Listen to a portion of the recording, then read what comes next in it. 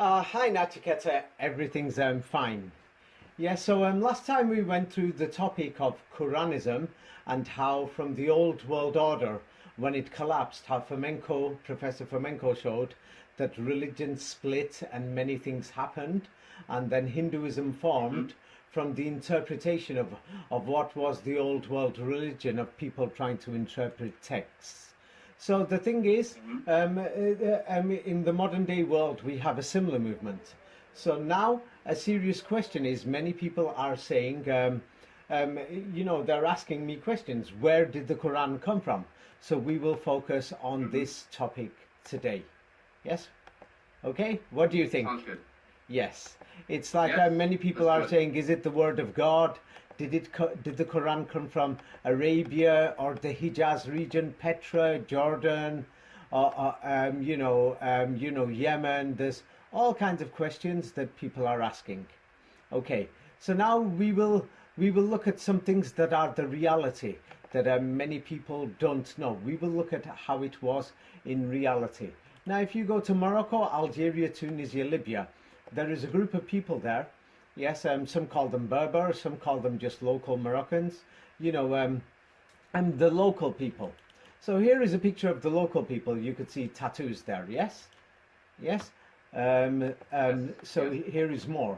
And the thing is, many of these people, yes, did not seem to have any Islamic culture because in modern day Islam, people don't wear tattoos, especially we hear in the Old Testament that it says thou shalt have no images or tattoos on your body in standard translations in the Old Testament in the Bible.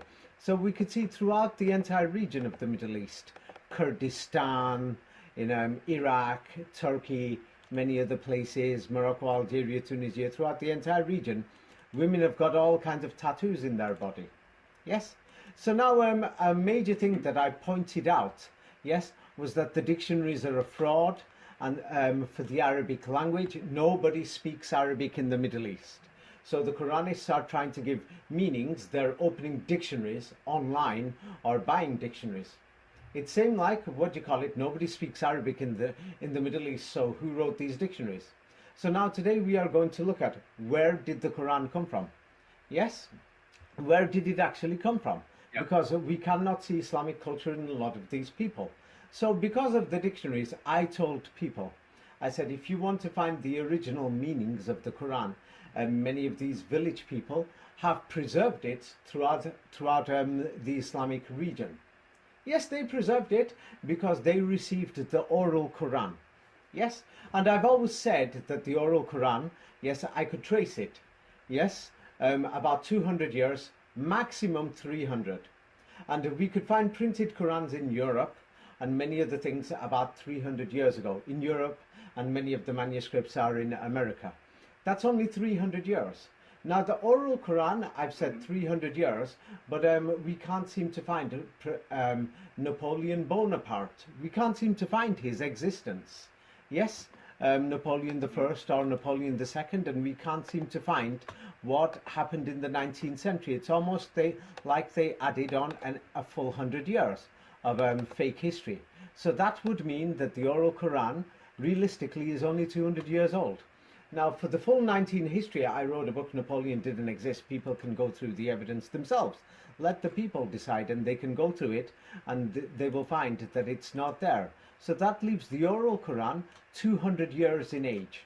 Now because the Islamic world is a big region, it's a very big region, going from, Indonesia, Bangladesh, Pakistan, Afghanistan, Uzbekistan, Kazakhstan, Dagestan, Tatarstan, Bashkortostan, Kosovo, Bosnia, Albania, Egypt, Morocco, Chad, Mali, Mauritania, Tunisia, Sudan. It's a big region. So when I have said 200 years, for the vast majority of the people, it reduces less than 200 years. It's because it started around 200 years ago, the oral memorization, because something happened in Europe known as the invasion of Moscow that changed the old world order. Yes, invasion of Moscow by this alleged, by the French, or the French or the Franish or the Franks. Yes, so it was about 200 years ago.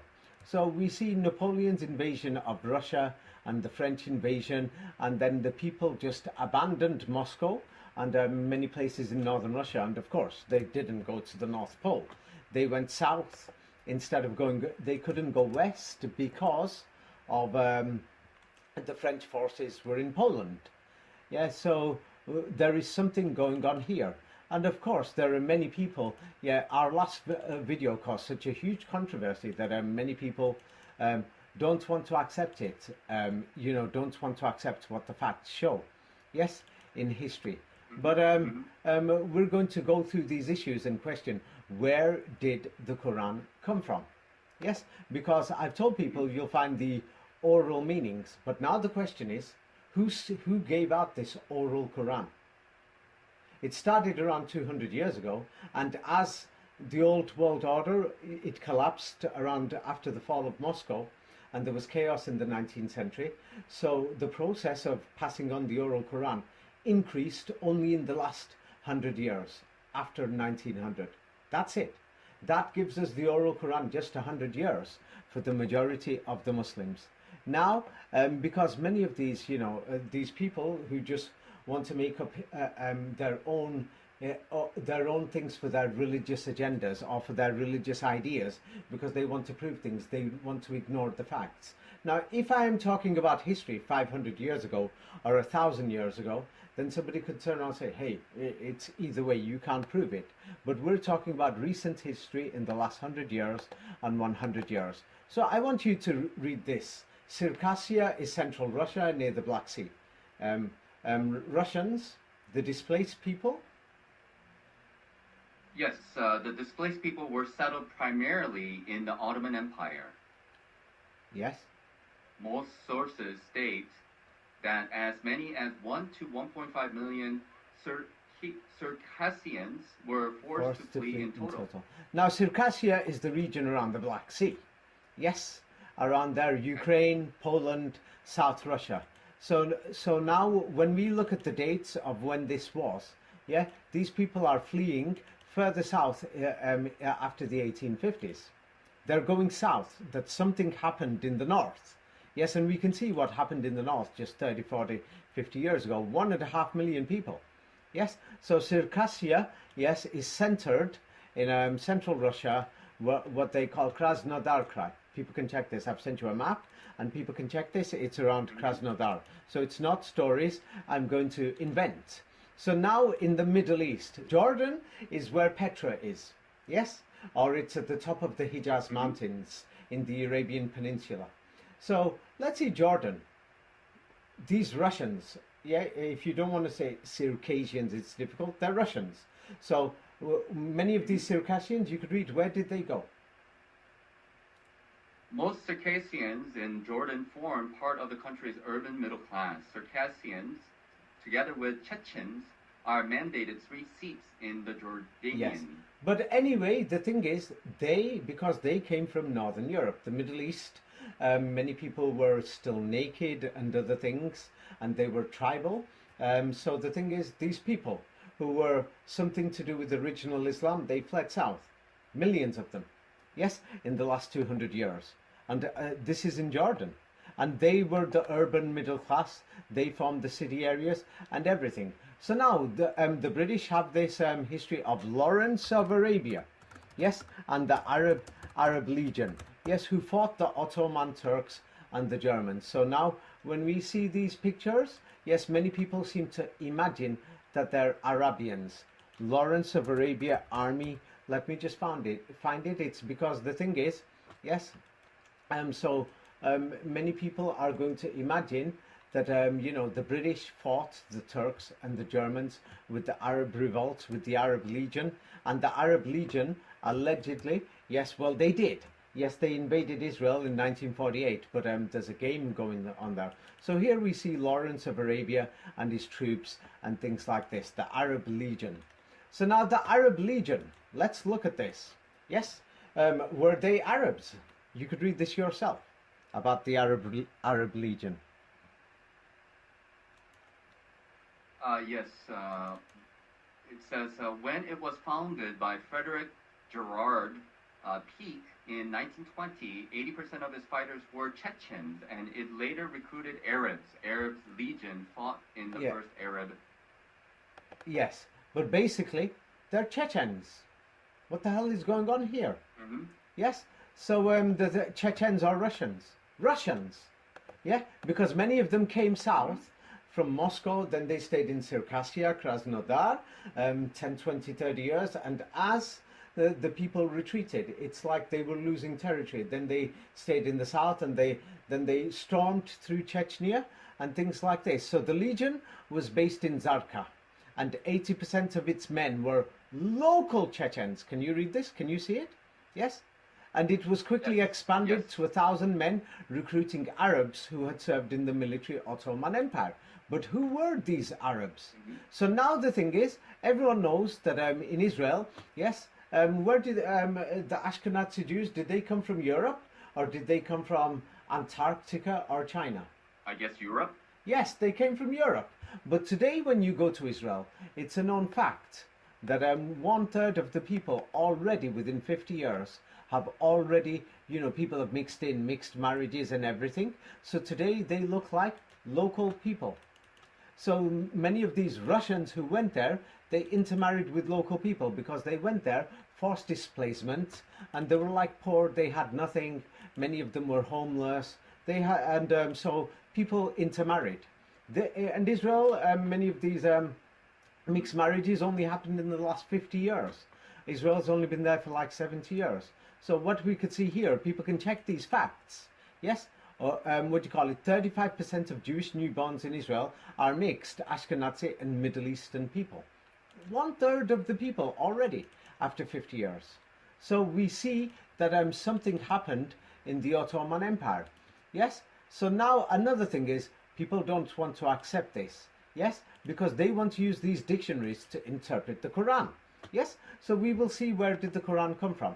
So it is well known, everybody will say, like, here is a reason why you shouldn't learn this Arabic language at all, what they call modern standard Arabic or classical Arabic. There's only a 10% difference in the meanings, but what is it? You could read the first sentence. In the case of MSA, it's nobody's mother tongue. Yes, they're telling you speak not dialects, but one of the local languages, because in each place people speak a local language. So now here there's many videos online. We'll just look at Egypt. So here is a picture. Arabic is the language of the media and the official text. It means that the official, what they're teaching you in school, they're teaching it in school because nobody speaks Arabic. So let's go through this. Yes, because people will say I'm making it up. Is it an easy or a hard language? So somebody is doing a survey there.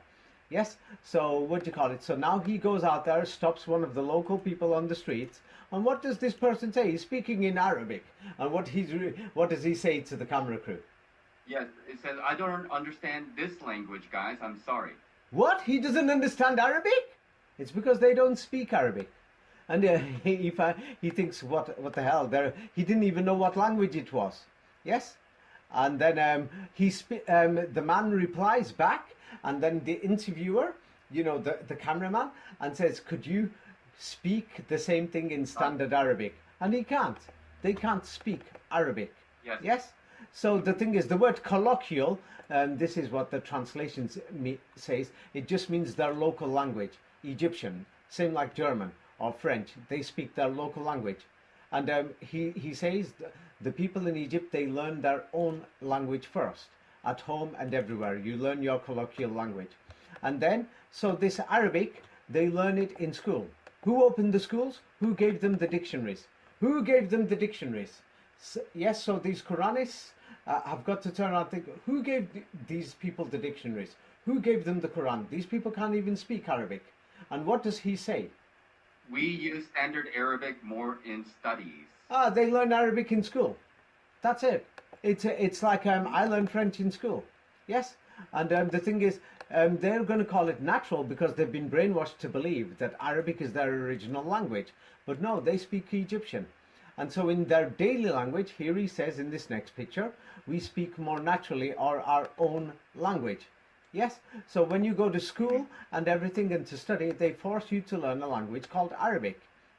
Yes? And he says, what does he say? In school, what do you have to do? You have to speak standard Arabic there. So that means they don't speak it even to this day.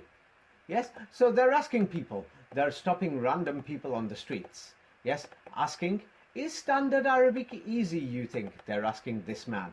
And what do you call it? Yes, so this man, he replies to the cameraman, and what does he say?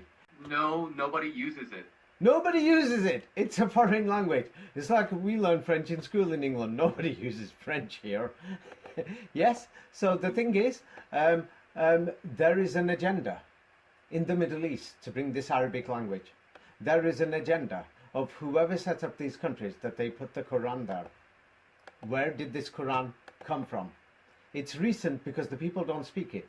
So now this girl, she speaks Arabic, but why does she speak Arabic? Because I learned it the right way when I was little. Yeah, she learnt it. Yes. So the thing is, what do you call it? Government programs and everything. They're encouraging people. Yes. So what are these government programs for children? Yes. What language are they teaching these programs in? In French? In Egyptian language or what? Standard Arabic. Yeah, they're teaching. So what would you say? Do these people know Arabic? No, not the standard Arabic. Standard Arabic is the language of the Quran. It's basically Arabic. Do they know this Arabic language of the Quran? No, they do not. What's going on here? So if they don't know it, how can we ever know the meanings of the Quran? Can we ever know? We have to look in the dictionaries now. So who wrote the dictionaries? If these local people don't speak the language, don't you think that's a problem? Don't you think that this raises a serious question? Where did this alleged book come from? It's a serious question. Where did it come from? If they've been learning this Quran for centuries, don't you think they'll even know Arabic? I mean, these people are memorizing it. They're crazy about this book. Yes. Yes. So these things are a very serious question. Yes. So the thing is, let's have a look what the local people looked like just 100 years ago. Like, for example, let's look at Aswan region in Egypt. What do they look like? Describe them. Here is a picture showing Aswan region in Egypt just 100 years ago. They are half naked and similar to what we saw in Saudi Arabia last time. Yes. So 100 years ago, this is what Egypt looked like. So now if we go to Saudi Arabia just next door, even in the 1950s, 1940s, what do the people look like in Saudi Arabia? They look same. Half naked, yes. So now by the 1960s and 70s and going on to the 80s, what do the people look like now? Do they look like they've become modern, that they know Arabic by now or not? Do they look like they've been to school? The people in the past, they do not look like they've been to school. Is this thousands of years ago, or we're talking about 1970, 1980? 1970, 1980. Yes. So now let's have a look at the picture, and I've expanded it. You can see the people's homes and the schools in the background because they've just opened schools. What type of schools or houses or places does it look like to you in the background? Just like a stone, very simple stone structure. What type of education do you think they're receiving there? Very basic. Very, very. So now here we could see education in Europe, in Northern Europe 100 years ago. The children are sleeping there overnight. We see this picture, yeah? And there's just one teacher who sleeps there overnight. They're just learning the basic language. So we will see, and we're going to go through who opened these Quran schools so that the people could memorize it. And I've told people, if you want to find the original meanings of the Quran, yes, it's very recent. So they opened these Quran schools or madrasas only in the last 200 years. Like the huge majority only in the last 100 years, not even 200 years. And they taught them the basic meanings of the words. It's not difficult. 60 words is half the Quran. 500 words is 85% of the Quran. So it was in simple language. So in these simple schools in the 1940s, 1950s, they learnt this Quran and memorized it. 1930s, 1920s, they were simple cowboy schools, you could call them. Yes, even in the 1940s and 50s. So it's not difficult. After came the Muslim history and hadith. in the 1970s, 80s, and 1990s, when the schools became more professional. You see, when the world became more modern. So that's why I said it. And then when they had the dictionaries, these people don't even know where this language came from. If you ask them, they don't know. They genuinely don't know. Yes? Do they look like they know this history or anything? No. Yeah, I don't think so. No, So no. now the Hijaz region, it's like here, or the entire Middle East. The Hijaz region goes from Petra down to Yemen, basically. That's where they say the Prophet Muhammad came from. There are many Quranists who said who came from Petra. Let's look at this region. The people are naked. We can't seem to find any schools or anything there realistically. Something is wrong. So let's see how long this Quran has been there. Where did the Quran come from? And who sponsored it? Who opened these schools? And who sent this Arabic language there? I mean, you can find hundreds of pictures online. People can look for it. Yes, they can find how these people look like. What do the people look like? Describe them again. Half naked. Yes. And then if we went to other places, yes, even in the 1960s, 1950s, we can see that many Moroccans are doing things that today in Orthodox Islam we won't see it. And Iraqis, that they've got tattoos and everything all over their bodies. Yes, we will even find this in the Balkans, you know, in Bosnia, Serbia, other places. So people have got tattoos. And now the thing is, religion is a serious issue, because look at what religion has done. That in the 1970s, yes, because of the war with Bangladesh and the Indian involvement, yes, what do you call it, because of religion separation, yes, how many refugees had to go to India? It For says example. 10 million refugees. In the 1970s, I mean, this isn't a nice thing. It's nothing to be proud of. Yes, that when we can see that because of the politics, because of religion, I mean, look at this. We see people, yeah, without shoes, half naked and everything. So by the time in the 1970s, 1974, I think this was, or 73, 1975, 76, 78, 80, people are still running because Bangladesh formed as a country, and because of people who are saying, hey, my Quran says this and that. Hey, they were trying to send people's children to Quran schools. Many other people said, we don't like this interpretation and other things. So many people just left, or they were forced to leave. Yes, so these things are very sad. Unfortunately, this is what religion causes. You see, so we can see this. So now if we go to India, yes, if we go to India, let me just find this, 1 second. Yes, if we go to India, we'll see a strange culture there. Like here, for example, there are Muslims praying, yes, and the thing is, they're praying, you know, how they pray, and what do you see in the background? Yeah, Ganesha. What is Statue that? of A Hindu Ganesha. statue, yes, or what they call a Hindu murti. statue, yes. Yes. So the thing is, they're Muslims, but the thing is, you know, why did they feel it was okay to pray to their God, yes, in the presence of a statue? Because there are many Hindu Quranists or Hindu Muslims. There is a term known as Hindu Muslims. Where did this originally come from?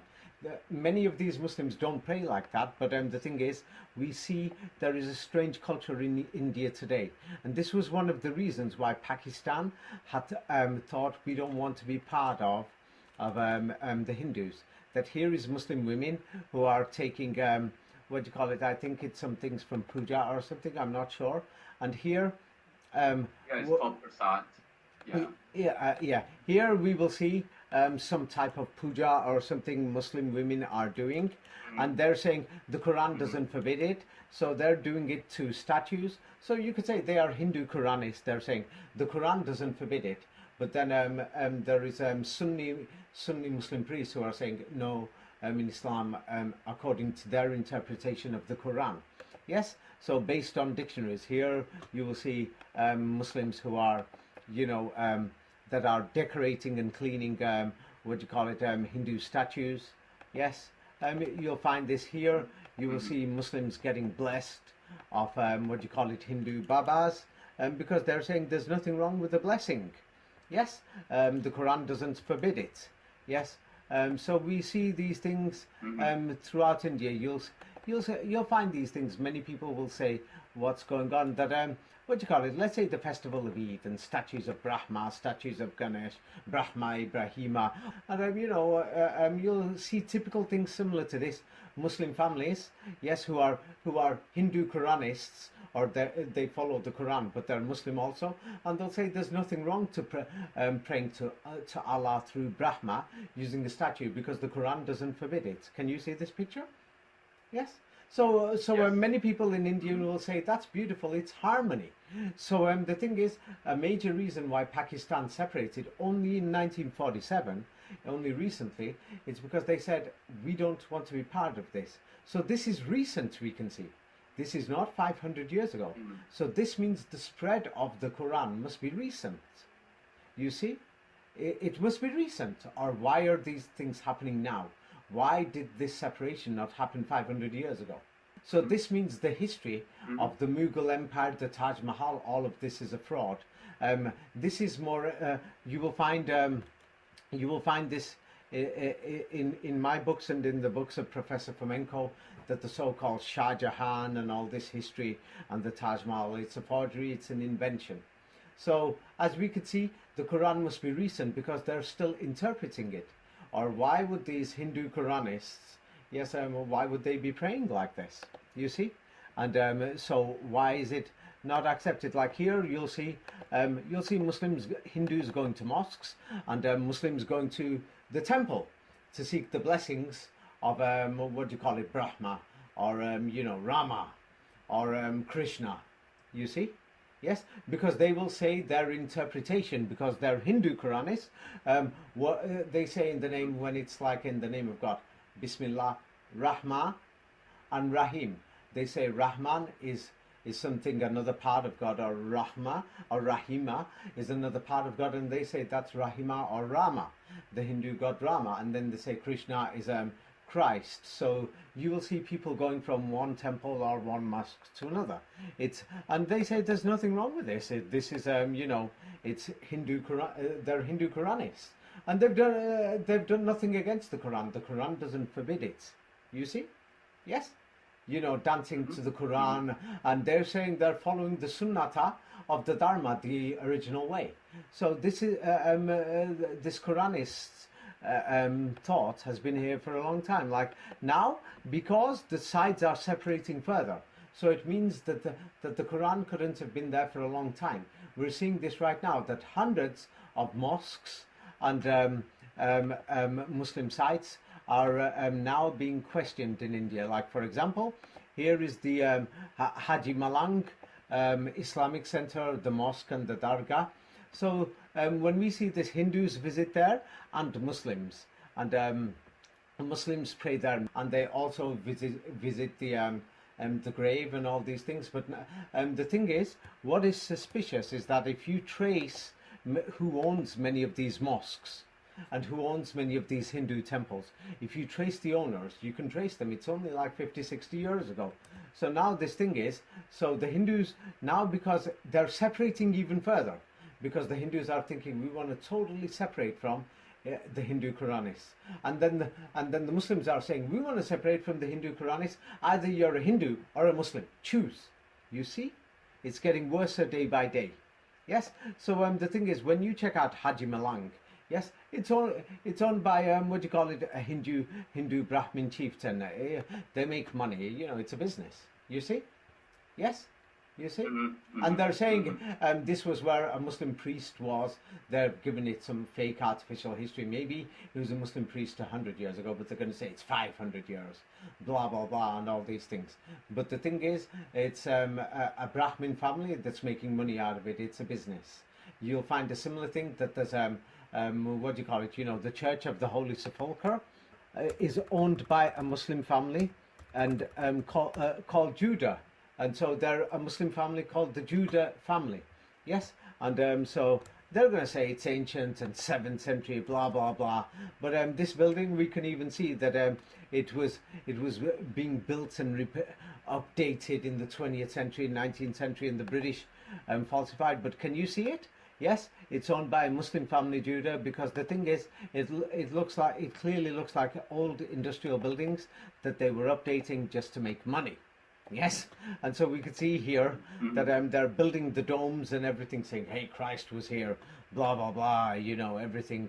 And this is the Church of the Holy Sepulchre that they've totally modified. After they've put the dome, you could still see that inside they totally modified it so that it looks like a church inside to match the dome. You see, but when you investigate, you could see them that they were modifying the building, putting the domes that it looked like an industrial factory. You can even see here the buildings on the alleged the tomb of Jesus Christ was here, that you will find similar buildings that they call churches in Europe, which had the chimneys, but the chimneys now have towers. You can see there is no tower on the left hand side. Yes, they added these things on. You can see the scaffolding and the modifications and everything. You can see it there. Yes, and the thing is there, and even that building there, that building was only built in the 19th century. You see, and they're saying, oh no, there was another ancient church here or something. Yeah, people can believe what they want, but we can see that the entire thing is a fraud. It's a business. It makes money. Yes, and so when we look at Quranism, yes, and we compare it to the world today, we can see that let's have a look here. This is somewhere in Europe or America, I forgot where. What do you call it? These modern mosques, and many people know that many of the people who attend them, this is maybe a woman priest or something, and there's many Caucasian people who are visiting, Europeans, English people, French or Germans. Many of them probably get paid. It's like time will tell. It's because mysteriously, like we see thousands of Europeans and Americans who are mysteriously converting to Quranism in the last 10 years, which is suspicious. Same like, we saw many of them mysteriously converting in the 1990s and around the time of September the 11th, that they mysteriously became Salafi Muslims with beards, converts. Yes, which was strange. And they went to many of these mosques. It was more like the state and the CIA in the European states encouraged these people there to go there. And they knew Arabic and they had long beards and they were promoting hadith. So now we have all these so-called alleged converts who are going, yes, and we see these strange mosques where men and women are praying together, praying in different fashions, how they want, with skirts, without headscarf, gays, lesbians, many Quranists and many things. So the thing is, we're seeing this in Europe, and in America, but many of the Sunni Muslims who had this oral Quran, yes, with the simple meanings, we're soon going to investigate where did this oral Quran came from. It's very recent.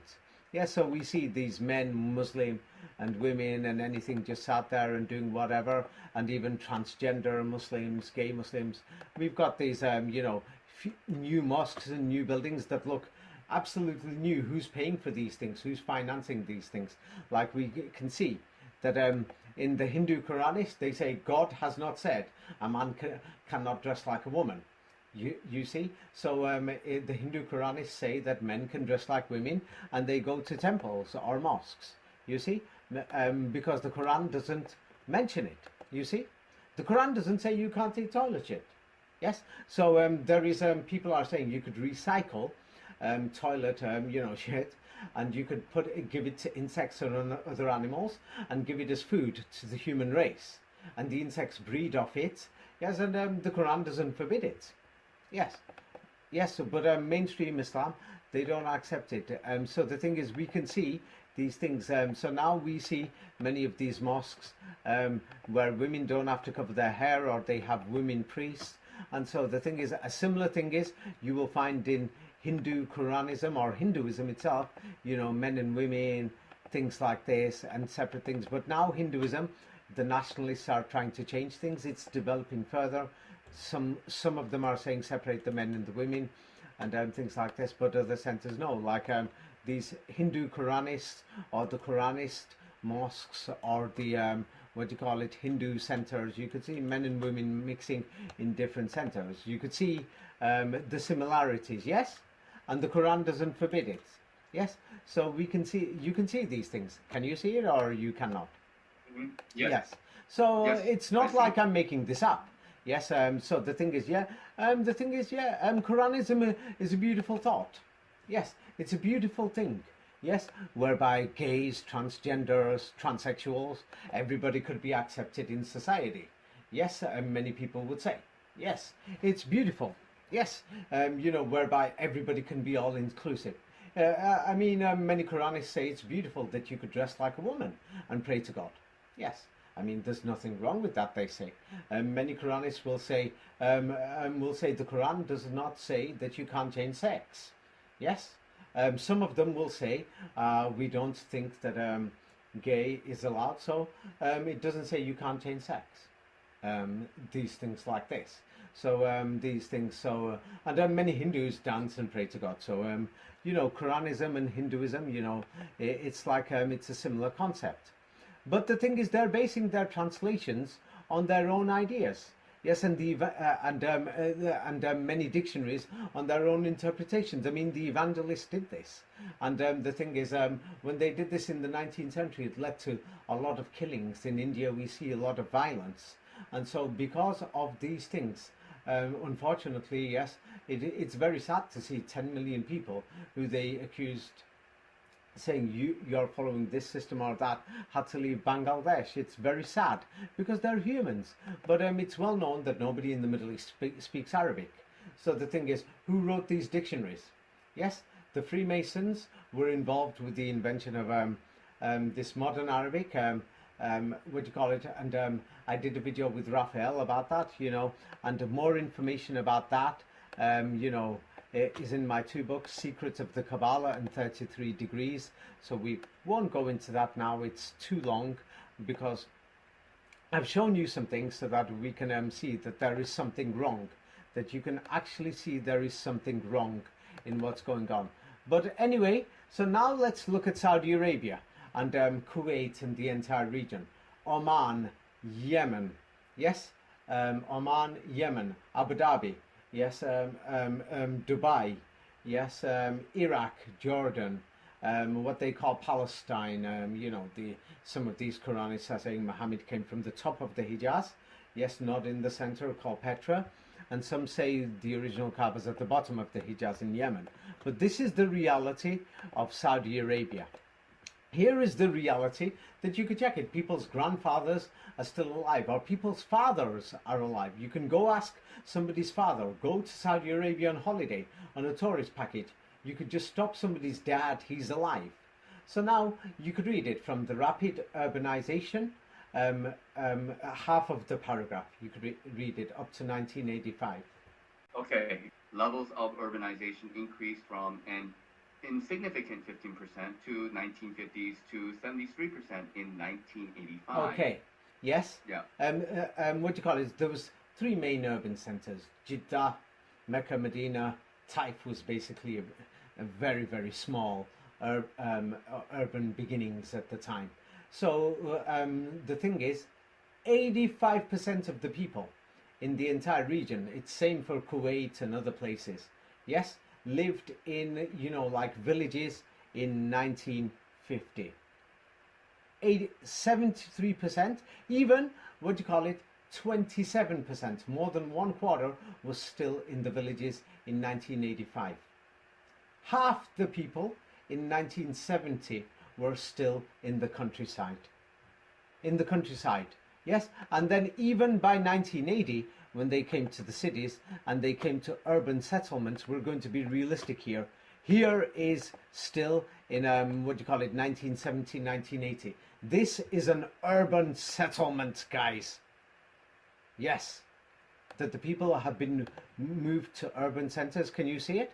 So I don't want you to imagine Chicago, London, New York, Tokyo. This is when they started coming into the cities. Now, the thing is, the people before then were actually running around the countryside, and this is what they looked like. Yes, and they've interbred with many of the people who've left Russia and Eastern Europe. Now, what does that tell you about that society? What does that tell you? Are they educated? They already don't know Arabic, so What can you learn from this? They were primitive, they were mixed, Yes. they were not educated. Yes. So we can see that there is something wrong with the entire what do you call it, history of the region, that we can't seem to find what do you call it, Arabic language there. They don't speak Arabic. There is something wrong. There is something totally wrong. Yes. But let's go a bit more back to Russia, Poland, Ukraine, Germany, because people don't want to face the reality. So you could read this. Tatar mass migrations from the Russian Empire to the Ottoman Empire in the 19th century can shed some light on the process. Basically, the entire region changed because of these people coming from Eastern Europe. Yes. And what do you call it? Yes, that all, it's like what we could say is that Iraq for the last 25 years or the last 30 years, since 1990, the bombings of Iraq, Saddam Hussein, since then 1991. Yes, Iraq has been basically the war and the displacement. That's all we could describe Iraq. So how to describe the Ottoman Empire is Kuwait, Iraq, Syria, Palestine, Lebanon, Saudi Arabia, these regions. How will you describe the history of the Ottoman Empire from 1878 to 1939? The last century and a half of Ottoman history was marked by forced displacement into the empire on a huge scale. Between the Russian and Eastern Europeans, it goes on. So the entire history from basically the last quarter of that century and everything, they're just coming south into Turkey, into the Middle East. All these people are coming from Russia. They're coming, and the entire history, they basically changed the entire region. The entire region and everything, it must have had a huge impact. Like everybody is saying that the migration of Middle Eastern people coming to Europe in the last 30 years has had a huge impact. And so when we say Russia ruled Poland at the time. So when we say Russia, you could read this: mass influxes. The number of Polish immigrants within Ottoman borders tended to increase after Russia's invasion of Emirates, Poland in 1831, and 10,000 Polish from... Yes, that tells you about 1831 times 1840s. But we're seeing thousands of Polish people, yes, just running south. Why were they going to Turkey, Iraq, crossing the Ottoman ruled Egypt, and these are the places until the British invasion in the 1870s, 1880s. So all these people went there. They're white people and they interbred. Yeah, you could find this history. It's all over. It's history. It's there. So it's like history in the last 200 years. It's difficult to hide it. So here, there is more. You could read this. The employment of Polish refugees during the masses of migrants, including refugees coming from Poland, converted and settled in the Ottoman Empire, again led to an increase of the density of... Yeah, basically. But basically what we can see is Eastern Europe, Northern Europe, Germans, Poles, Ukrainians, and they're telling us they converted to Islam. Now these Polish people, when they went to America, and these Ukrainians and Russians and Circassians, we can't seem to find the oral Koran with them. And they're Americans today. They went to America. Now these people went there in the Ottoman Empire, they're going to Iraq, Saudi Arabia, they're going south, and they're intermarrying. That's how they got darker. So now many people will say I'm making this up. I'm not making it up. The history is there. That all these Eastern Europeans, they were leaving for some reason. Yes, that they went to mass migration and everything. Something was going on after the yes, Napoleon's invasion into Moscow. So now let's see. This is shocking that when you go to Kazakhstan, Uzbekistan, Kyrgyzstan, Pakistan, Afghanistan, there's the whiter races. Yes. So when we're seeing Central Asia, like we're talking Afghanistan, northern Pakistan, Kashmir, and all these things, you could read this yourself. Okay, so the mass emigration of Ukrainians began in the last quarter of the 19th century. Inhabitants of Russian rural territories migrated east, mainly to Central Asia. What? This is from which website? Encyclopedia of Ukraine.com. Has David written this? Is David saying any of these things? Or is everything that I'm talking about today that I'm sending you where I found it? Well, no, this is from the website that you've sent me. Yeah, so this is verifiable history. That we can still go to Central Asia and we'll see many of these people there. They went there, they interbred. Why were they running? What was going on in Europe that started from the so-called French invasion of Eastern Europe and Moscow? What happened in Moscow? Why was Moscow so important? That's why I've turned on and said many things in other videos, and it's all in my books. Yes, and in Professor Fomenko's books.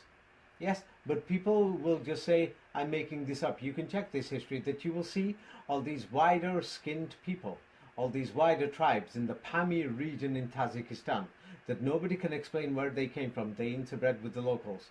Nobody can explain why some of these people are called Partans or Pathans. Yes, where they came from, and they're saying they're Pashtuns or Pathans, and Prussia, Prussia, Persians, and they brought the Farsi language with them. They came from Eastern Europe, Eastern Germany, and many other places in Northern Europe. Something happened. Is it becoming a bit clear to you, or it's not becoming clear to you that there was mass migration? It's not something like I'm making this up. Yes.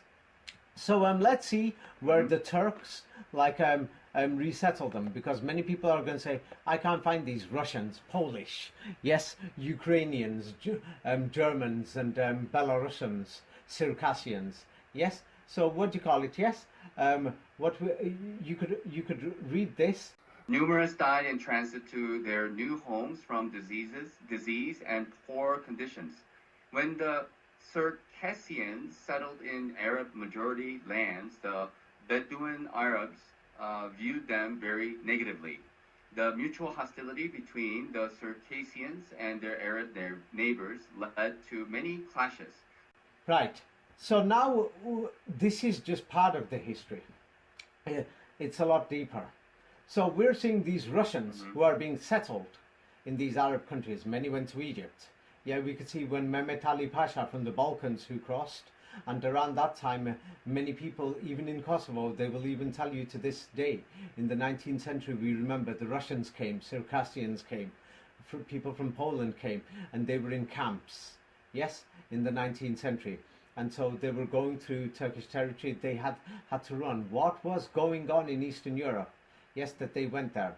So they were poor. They had nothing. Many people intermarried. It's like you've just gone with the clothes on your back or something. You're going.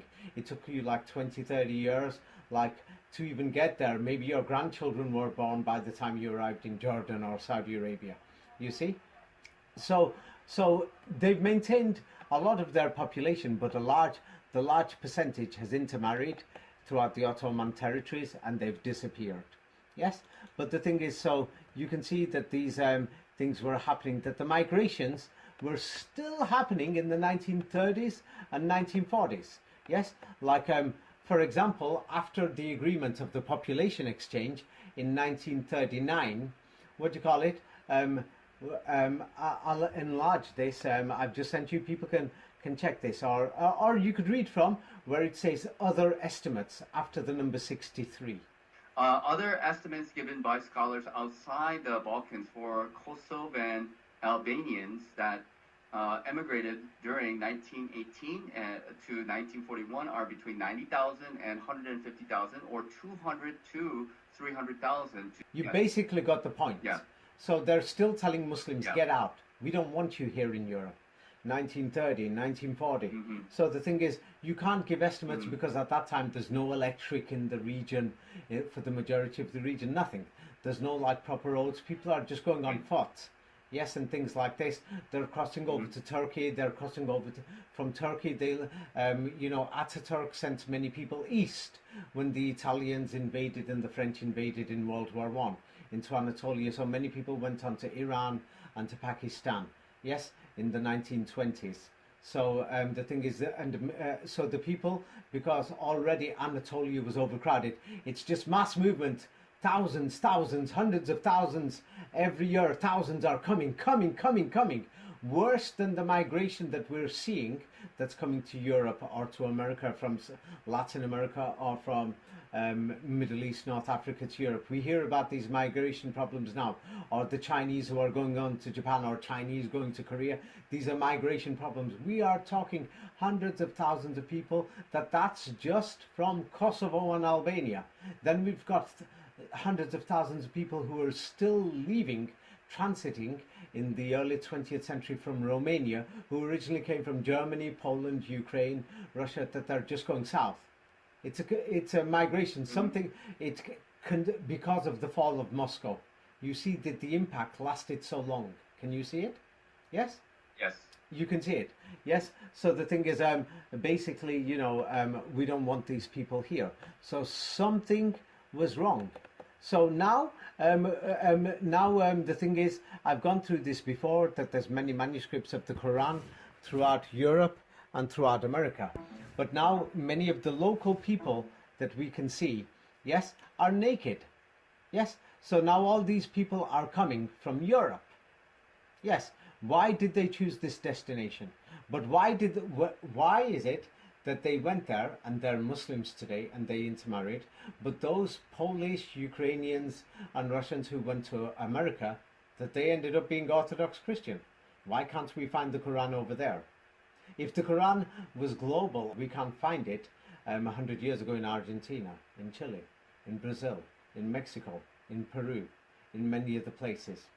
So this means the Quran must have spread recently within that region within the Middle East, along the routes where the British and the French went, and the East India Company and the East India Dutch Company, and along those routes. We're going to investigate these things right now.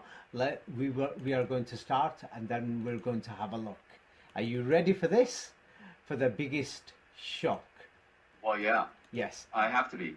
Yes, to be ready. it's one of the biggest shocks. So now for the entire region, what they call this Middle East. You could start with the third line, the sentence on the third line. Still another. Still another? Yes. Yeah? Okay. Still another circular problem, especially salient in Mecca, was the diversity in languages spoken at home. Many families viewed Arabic itself as a foreign language, perhaps for all of these reasons. In 1930 to 1931, the curriculum was modified so that very young students would no longer be required to study drawing, geography, and history. Instead, they were to concentrate on religion, Arabic language, and to a much lesser extent, arithmetic. You basically got Yes. the message. What do you call it? Okay. People couldn't speak Arabic. You've got people from many different backgrounds. You see? Yes? Mhm. And they had diversity of languages. And at that time, in 1930, only 6 or 7% lived in the city. Yes? Or 10%. 90% was naked running around. They couldn't speak Arabic, they didn't know the Quran, didn't know anything. So even in Mecca had about 40,000 people. And these people can't speak Arabic. And many of these people came from many different places. You know, Northern Europe, they interbred, India and other places, but they can't speak Arabic. So in the 1930s, when Ibn Saud had taken over, they couldn't even teach them drawing. Said, we don't even teach them drawing pictures like a teddy bear or a doll. It's a waste of time. We can't teach them at that time geography, or you saw these schools like it's like a house or a mud hut house. What geography, what history? You can't teach them anything. So what they taught them was basic. They taught many of the villagers who just come to Mecca, many of them were dirty. So they said, we're going to teach them basic things like how to wash your head, your hands and your feet, because they're dirty. Then they taught them the basic Arabic language, the 60 words in the Quran, for half the Quran, the basic meanings, and the other 500 words. Yes, so what they were basically doing, yes, basically teaching them the Quran and the meanings of the Quran. This is why I told people, go to the mosque, look for these original meanings. These people had no dictionaries. This is what they were doing in madrasas. They called these schools madrasas throughout the entire Islamic world. This is only 1930. Only 1930. We can see the majority of Saudi Arabia, we can't even seem to find the Quran there. We can't seem to find it. They don't even know Arabic. It's a foreign language to them. It's same like I'm going to come to the United States and I want them to learn the language of Pluto or the Pluton language. No, everyone's going to say it's a foreign language. I've just brought a book here. It's called the Book of God, called the Plutonic Book. So the thing is, what they were doing in these schools, people could read on, pause here, and it says here, what do you call it?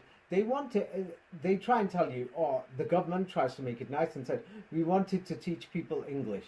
Whoa, sure, these naked people, but that was just for the elites. Yes, like 100 or 200 people. They can check every single school there.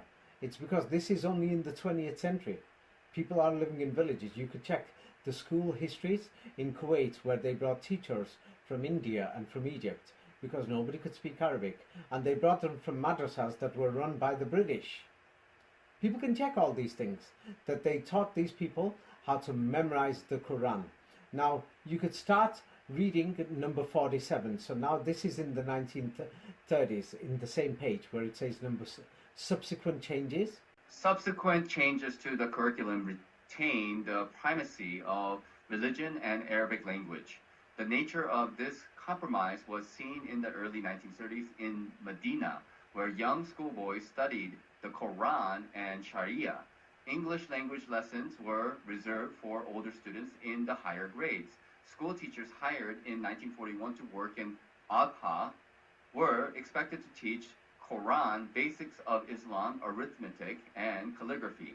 While this division of curricular subjects was acceptable to the ulama, they may be presumed to have been unhappy with the imported textbooks from Egypt used in the Hijaz that said the earth was round.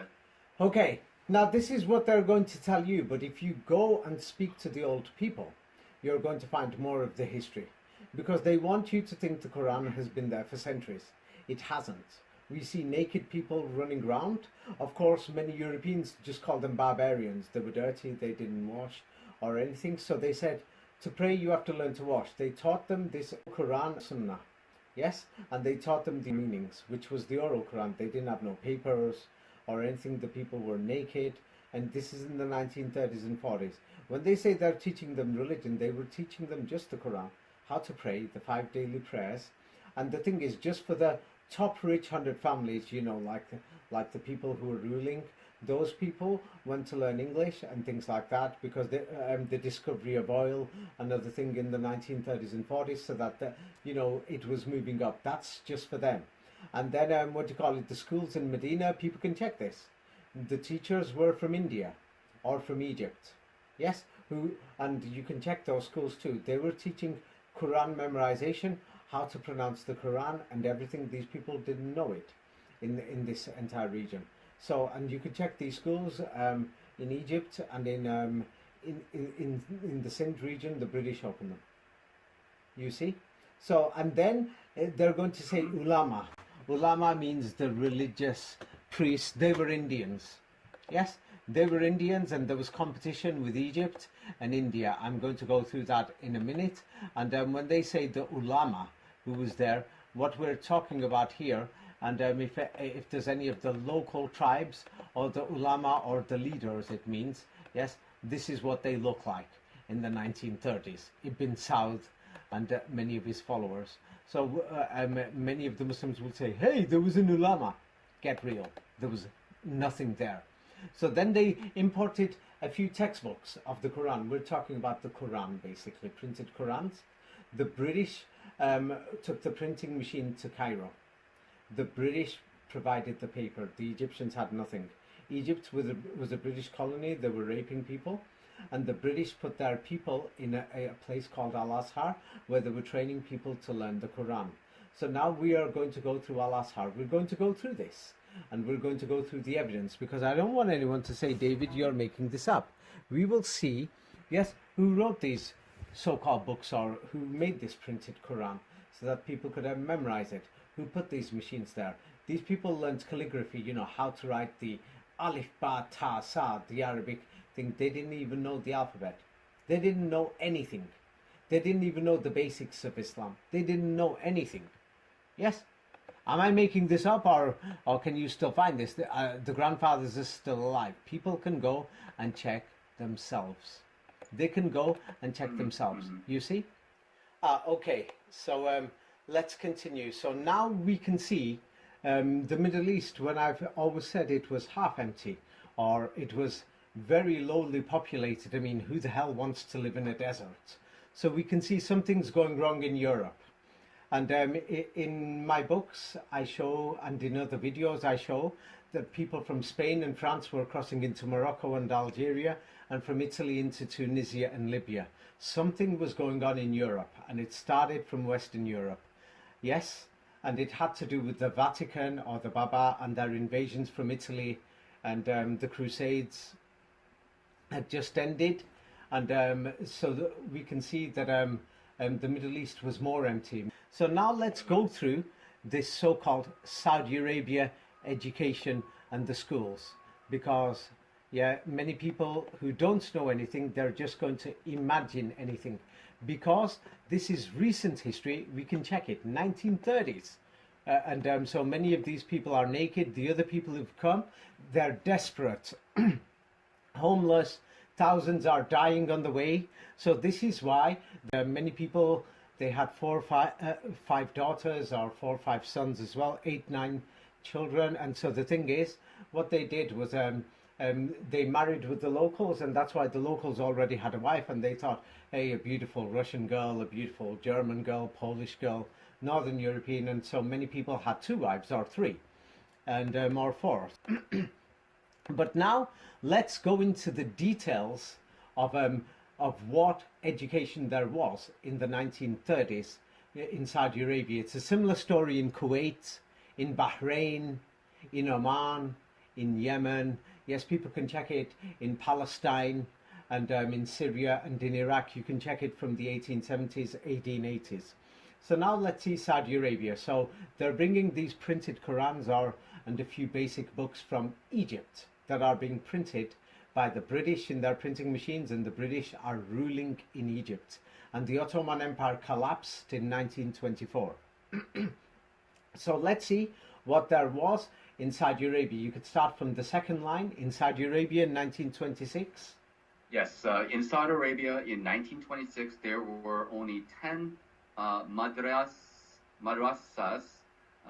plus 4 private schools with about 700 students. In 1930, the director of the Ibtidaiya primary madrasa in Medina reported to the director of education in Mecca that there were only 9 kutabs in all of Medina, 3 government and 6 private ones. The 3 government kutabs were inside the Prophet's mosque, and 2 of the private ones were near the Prophet's mosque. In all 9 kutabs, there were a total of 389 students, with 225 students in the government kutabs. By 1937 to 38, there were still only 9 kutabs in Medina, but their enrollment had increased modestly to 434 students.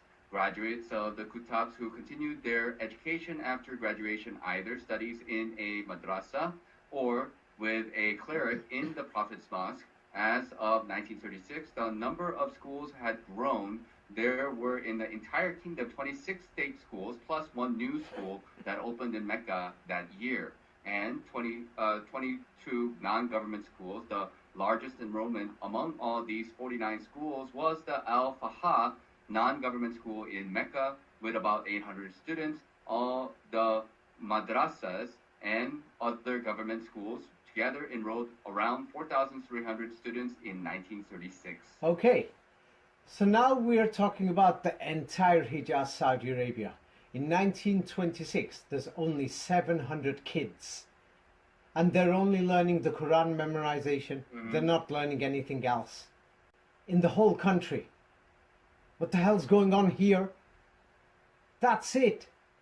So now in Medina, in the city of Medina, where they're saying, what do you call it, the city of the Prophet, there's only 389 students. That's it, 389 kids who are memorizing the Quran. Who started this system? Who were running these schools? Let's go through it. So in Medina, even by, let's say, 1938 to 40, there's only 434 kids. That's it. Nobody else knew the Quran. Yes? So we can see that there's only 49 of these small, small room schools or something, yet that we've only got 4,300 kids by 1936. Would you call this an education system for an entire country? Well, very small one for the entire How country, small? Yes, very, very small. Is this an education system, or is this like 1% or something, or 2%? It's probably like 1%, yeah. Yeah, 1 or 2% or something, and they're only getting a few years. They're learning A, B, C, D, E, F, G, and they're learning, the 60 words of the Quran, that make half the Quran, and they're learning the other 500 words. They're learning the meanings. This is why I said, go to the mosque. You'll see a similar thing was happening throughout the entire Islamic world after the 1860s. A similar thing. Yes? So as time went by, the number of students learning this Quran increased. So an important thing is, let's look at, they got these books, and let's look at of the Quran manuscript. They're getting it from Egypt. So let's have a look. By 1945, yes, the students were just basically still studying religious topics. They could read this. Basically, how to wash your head, hands, and your feet. Yes, how to bow down, how to pray, how to pronounce the Quran, how to memorize it, and a bit of history. Who was the Prophet Muhammad, etc. Literature meant writing, not really anything else. And it was based on the Egyptian model. Yes, can you read it? You can see it there. It says Egyptian model. Yes, so they're copying whatever was going on in Egypt. Yes, and it's all based on, the education system is based on the religious reformer. What's his name? Can you see his name? The religious reformer? Yes, Muhammad Abduh. Ah, okay. This is very important. So they're just teaching, then the schools are getting a bit bigger, but we're just talking about, 700 kids. But they've added on a bit of lies, saying, hey, we're teaching them World War I history or something. It's just like a few people sat there on the floor and saying, hey, kid, what do you call it? There was a war. We defeated the Turks and the Germans, blah, blah, blah, etc. And so it's like trying to whatever. So they're saying, what do you call it? Wahhabi theology. There was no Wahhabi or anything. There was nothing. You can't find Abdul Wahhab. You can't even find Islam there. Yes? So let's go through and see who set up these schools in Mecca and Medina. Yes? And it's not difficult to find it. We're talking 1940s here and 1930s. Yes? So when we check these schools, yes, at that time, the ships that were coming to Aden and to Jeddah were controlled by the British and the French and the Dutch, or the Europeans, basically. What do you call it? I'll read this very fast. Sufi leader who taught Malay Muslims in his own Meccan home. Yes, not in a mosque, using Malay, not Arabic, as the language of instruction. So we've got Malaysian teachers here, for example, in one of these so-called schools. Yes, the Sumatran Alim Muhsin founded Darul Ulum Al-Dinya in 1935 with about 130 students. Though this number increased in the next 2 years. The school depended on who was paying for it. Gifts and support from what is today Indonesia and Malaysia. So every year money is coming by ship, yes, by Dutch ships and British ships coming from Malaysia. Who is sending these things? Yes, and then the decline started happening. As the oil was being found, and they were training students from all over Southeast Asia to basically teach how to pray, etc., basic Quranic law. And but starting in 1938, many of these people who did their basic learned the Quran, memorized it. They're coming from all over Southeast Asia into Mecca. So then somebody was paying for this, sending them to Al-Azhar in Cairo, which was run by the British. So in Medina, you could read the you could read this. Yes, in Medina, non-Arabs established private schools to teach the memorization of the Quran, reading and writing, and introductory fields of knowledge. In 1922, under the Hashemite regime, Ahmed al-Fadabadi founded the Dar al-Ulum al-Sharia Madrasah in Medina with financial support from donations given by pilgrims from India and other countries. It continued to operate in the Saudi period of rule under the direction of his brother and educated young men who built important careers like the famous local historian, editor, and publisher Abd al-Qudus al-Ansari from 1926 to 1931, the Madrasah al-Nizamiya with the Indian Alim Abd al-Baqi Faranji Mahal as director, and supported by the Sultan of Hyderabad in India, employed Hanafi ulama. Okay, now so you're basically beginning to see. So they're telling us we've got schools in Medina. They're founded by Indians. They're being financed by Indians. The British are ruling India, and so they're coming from the Farangi or Farangi Mahal, yes, and the British control all these madrasas in India. The British are sending their people, agents, saying, go over there, that's the school, go and give him this cash in gold coins, yes, to continue these schools to memorize this book called the Quran. Now the British were sending by ship people to Kuwait, to Palestine, and the British ruled Egypt. Can you see what's going on here? Yes, these people, what do you call it, have got Arabic names, but they're Indians. Ahmad al-Faidabadi and things like this. So, so the thing is, don't you find this very suspicious? Yes. They're teaching them to memorize the Quran. Why couldn't these what do you call it, yes, Arabs open up schools themselves? Why didn't they know the Quran? Why did people from British India have to come from the Ferengi Mahal and from the Madrasa al-Nizamiya? Yes? And who is this Madrasa al-Nizamiya and Ferengi Mahal? People can go and check it. Yes? The Ferengi Mahal was a place where the Europeans opened up. Yes? And where Gandhi stayed for 6 months or more. Yes, and he was supposed to be a Hindu. And we can't find Gandhi's history. He was missing from India for 21 years and mysteriously came as the hero from South Africa. And they've given him a bogus history. I'm being serious to you. You can check this. Mm-hmm. What was Gandhi doing? Yes. The so-called Hindu nationalist. Yes, and he was staying in the Ferengi Mahal, the so-called place of Muslim places where they've got hundreds or thousands of pages of Islamic so-called manuscripts. Yes? Do you think the British were sending in British ships? Do you think they were sending their agents, or do you think they were sending, oh, these people are so pious, they're doing this for Allah and for God? Or what do you think was going on? Agents, more likely. They're sending them to Yemen.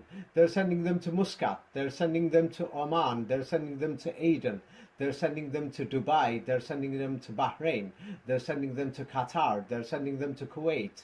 They're sending them to Baghdad. They're sending them to Amman. They're sending them to Gaza. They're sending them to Tunis. They're sending them to Algiers. They're sending them to Marrakesh. They're sending them to Tangiers. They're sending them everywhere. Do you see? So they're training, and then they're sending students, the ones that they've chosen. Half these students, are from poor families. They just sent them. Kids, 5-year-olds, 6-year-olds. They're sending them from Southeast Asia. Yes, India, Pakistan, Bangladesh. Memorize the Quran, memorize it in the 1930s. But also they already had schools in the Indian subcontinent. People can check every single one of these schools themselves. This is only in the 1930s and 40s. Many of these old people, yes, are probably still alive.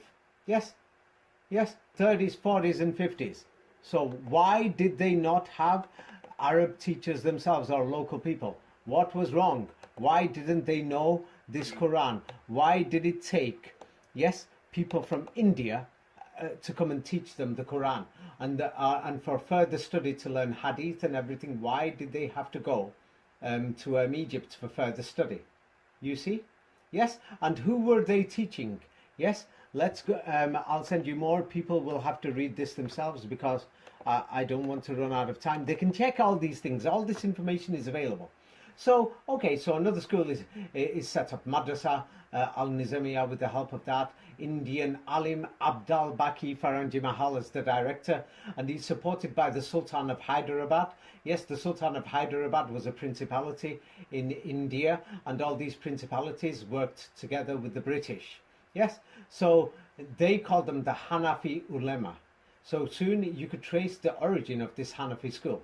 Yes, but after 1931, the madrasa was required to use Wahhabi instructors. Yes, so the thing is, now many of these Arabs who went to the schools in the 1920s, yes, they could become teachers themselves.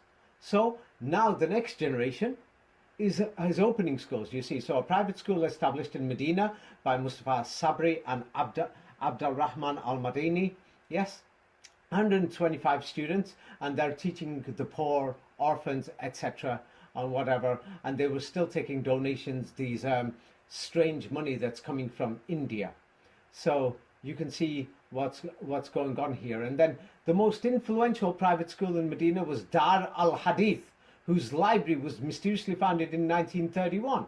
You could read this yourself, the second paragraph. Yes, perhaps the most influential private school in Medina was the Dar al-Hadith, whose library was founded in 1931 by Ahmed al-Dilawi, an Indian teacher at the Prophet's Mosque.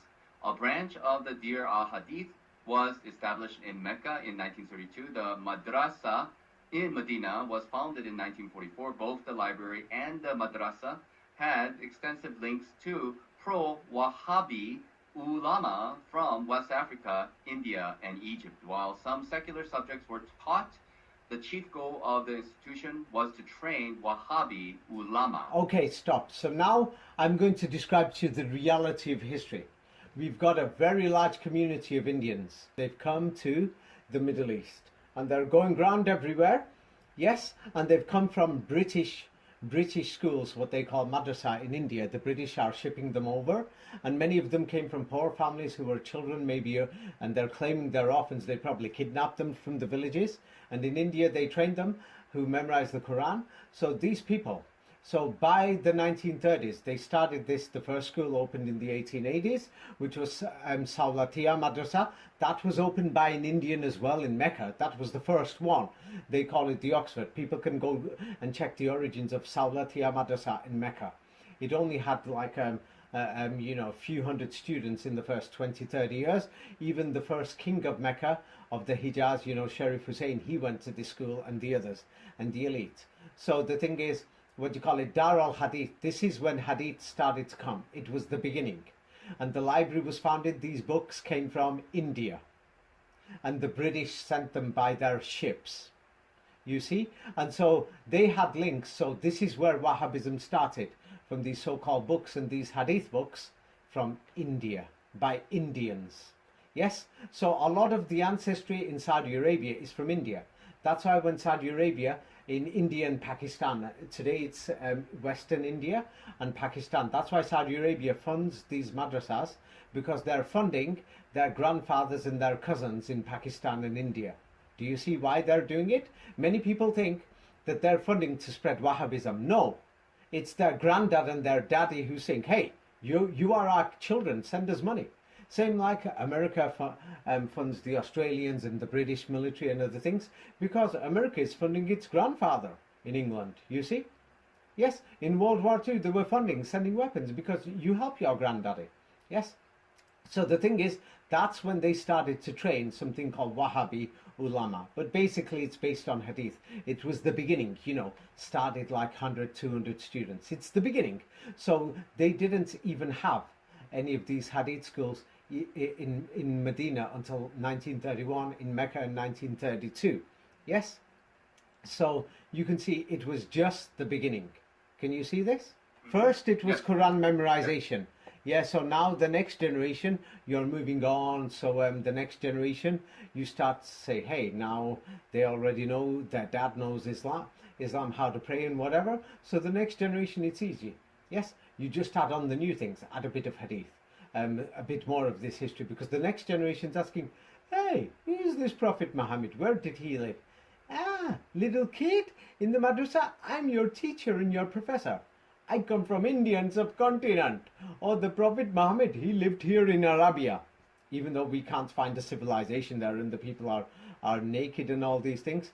So the thing is, what we can see, it's a similar thing in Kuwait, Oman, and things like this. So the thing is, why were they sending them to Egypt? You see, for further study. Yes?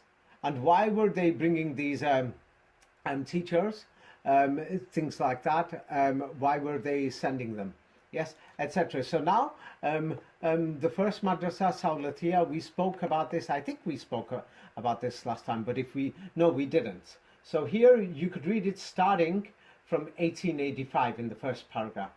In 1875, AH 1292, the construction of the school building was completed, and the school was now fittingly named after the Indian lady, the Sawlatiyaha school. In the same year, the Kuttab moved. Yes, into but the okay, new that's buildings. enough. But basically, yes, they okay. call it the Sawlatia school, and they're giving you a bogus history that it's named after an Indian lady, Sawlatia. But anybody who knows a bit of Islam will know that Salat and all this basically means prayer. It's the prayer school. This was the first school, so that you can memorize the Quran. So this is in Mecca, basically the first one. And it's opened by Indians. Yes? And the next paragraph, it basically shows that the British wrote about it, and they're saying it's a school that's full of Indians, supported by funds received from India. Yeah, read the next paragraph. Okay. In 1885, the acting British consul at Jeddah makes the following observation about the school. A school endowed by Indians and supported by funds received from India, which is under the direct and management of an able. Yeah, and basically you've got yes. the message. So all these Indians have come, they're living there. Yes, there was a large Indian community. When we say India, I mean like India and Pakistan, because the British were ruling. So the thing is, how did they get there? By British ships. Yes, in 1885. Who funded this? The British. And so they're going to give you some strange history saying Sawlatia, it was some woman, but you could see it's named after the word Salat or Salat. Yes, and so the thing is, what do you call it? They funded it all for the Quran memorization. This is like the beginning that we could find. So when we go through this school, by 1912, this first school, Quran memorization, what you will see, you could read the second paragraph. It tells you there's 518 students in the school in 1912, yes, and 1913. Yes, because they had to report to India, because they're getting cash from there, yes, to India, and the British, yes, who controlled the Indian section, are sending the cash. Where are the students from? Hijazis, 186, Indians, 108, Indonesians, 156, Bukharis, 23, Afghans, 18, Iraqis, 6, Iranians, 6, Yemenis, 8, and Hadramis, 7. Yeah, Hadramis is the Hadramat region. But basically, yes, so these people are memorizing the Quran. And the thing is, they've opened the school. Originally, it was full of Indians. So now many of these Indians were memorized the Quran. So now Hijazis, it's from the people, many of the local people. And don't forget, many of the North Europeans came and they intermarried. So Indians, 108 of them came. They didn't need that many because they've already got branches in India. Indonesians, there's so many of them because Indonesia basically means Indonesia, Malaysia, Brunei, Thailand, Vietnam, Philippines, that entire region. And the thing is, The Dutch East India Company, because they're linked together, they sent these people by ship and they took them back so that they could spread Islam. That anybody who sees Indonesia and checks the history, they will find Islam only spread in the 20th century in Indonesia. Now, Bukharis basically means Uzbekistan, Kyrgyzstan, Kazakhstan, Turkmenistan, and all that. And we can see that many Eastern Europeans, so many people from Eastern Europe went there, they intermarried with the locals. Then there is the other story that many people from Beijing or Koreans and other people, they went and they migrated even during the times of Stalin in the 1930s, they mixed with the local people. Yes, and so the thing is, these people who went, they went back to their lands, Afghans 18, Iraqis and things. This is just for that year. So then First World War broke out and all these things. But as you could see, yes, what they're doing is what they were doing. The school made its chief objective to impart a thorough knowledge of reading and writing whilst paying special attention to the Quran and its correct pronunciation and calligraphy, writing and spelling. That's what they were doing, and pronunciation and memorization. That's basically what they were doing. The hadith came later. That means that the hadith must have been invented later. It's a long story. I'll have to go through it another time. That, hadith, a lot of it was still being written in the 1970s, 80s, 1990s. And even if anybody wants to check, when Medina University opened up, they can check this in their own time.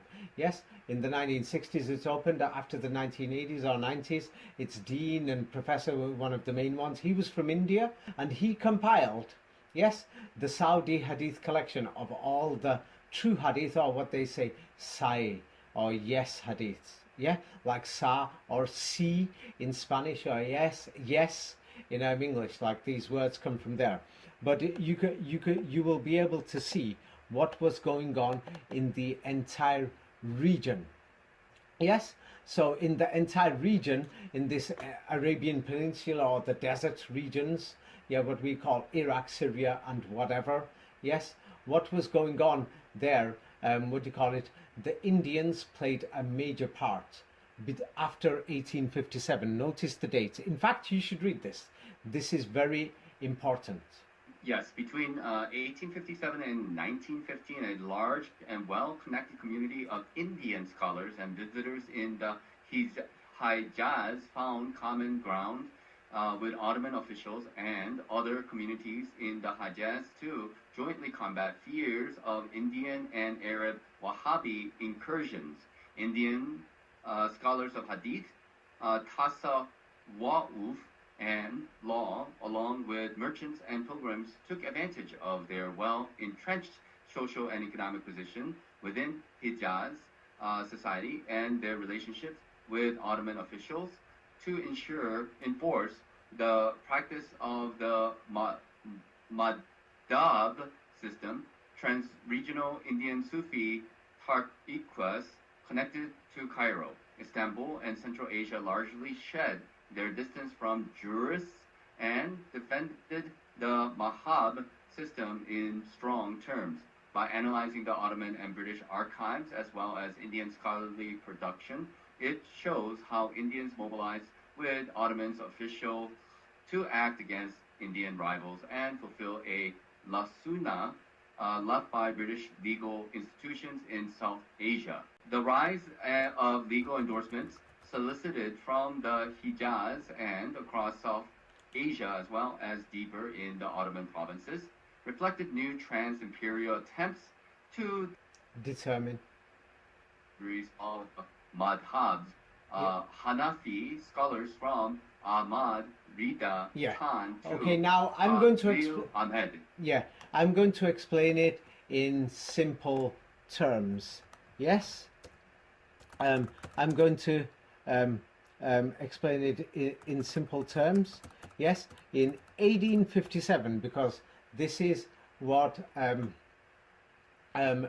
they turn around and say.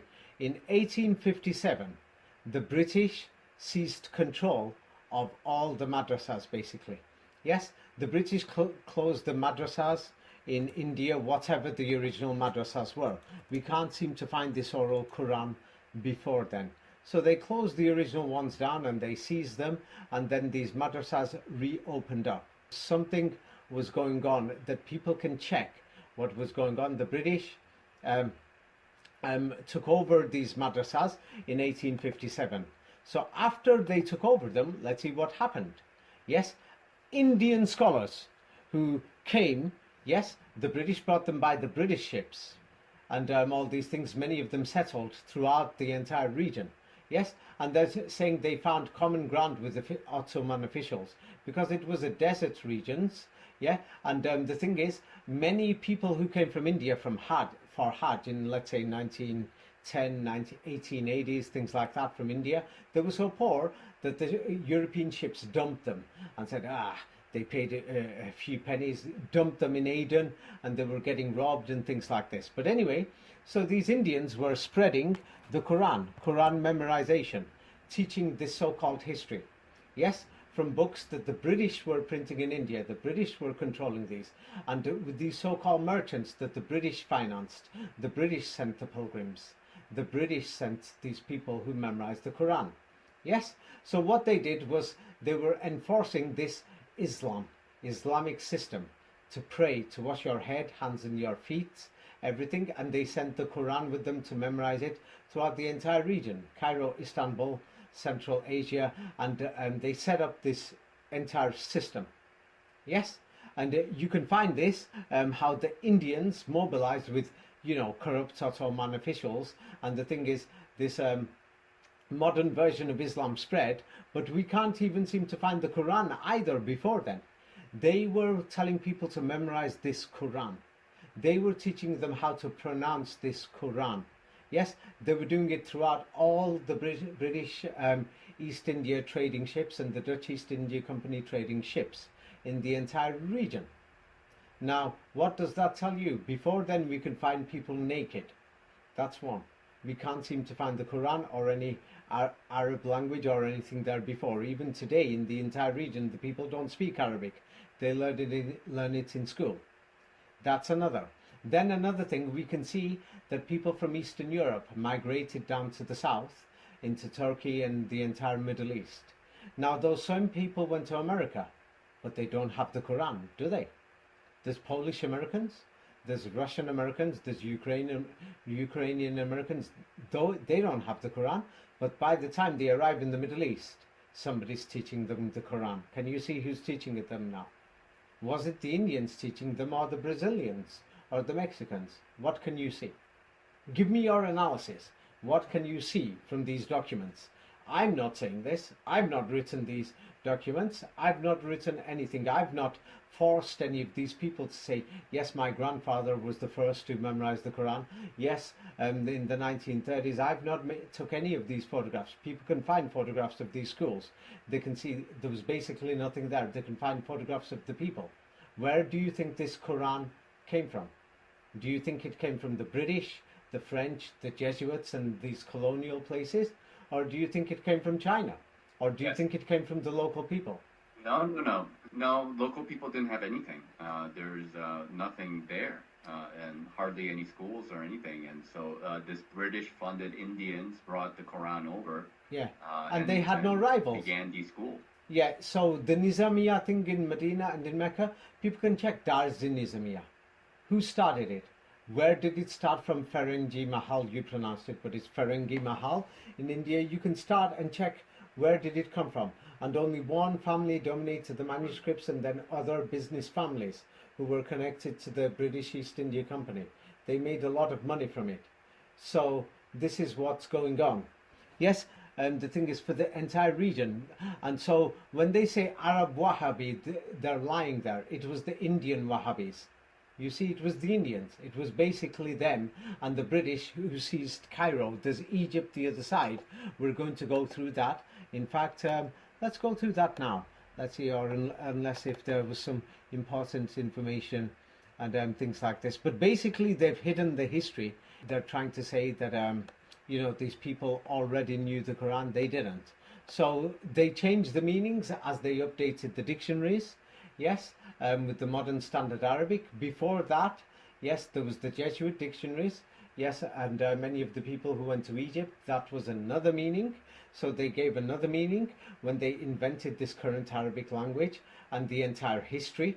Yes, that people went to study in Egypt. Now, this history people can find, yes, a lot of it, and I will write another book too. It's in my books for more further details in Secrets of the Kabbalah and 33 Degrees. Yes, let's go on to Morocco, Algeria, Tunisia on the western side. Yes, we've because there's Muslims there. Some people are going to say it's flimsy. It's not enough. So now here there's madrasas. Now what do you call it? That were in Morocco, Algeria, Tunisia. They were funded by private people. Yes, and so the larger madrasas, these madrasas, yes, were taken over by the French government, the protectorate. Yes, you see, you could have you read it? So they were taken over. But Yes. the thing is, let's go through the details of what they were doing.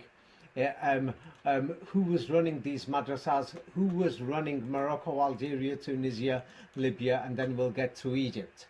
So now we will go through what was going on, and this is very suspicious. You could read this.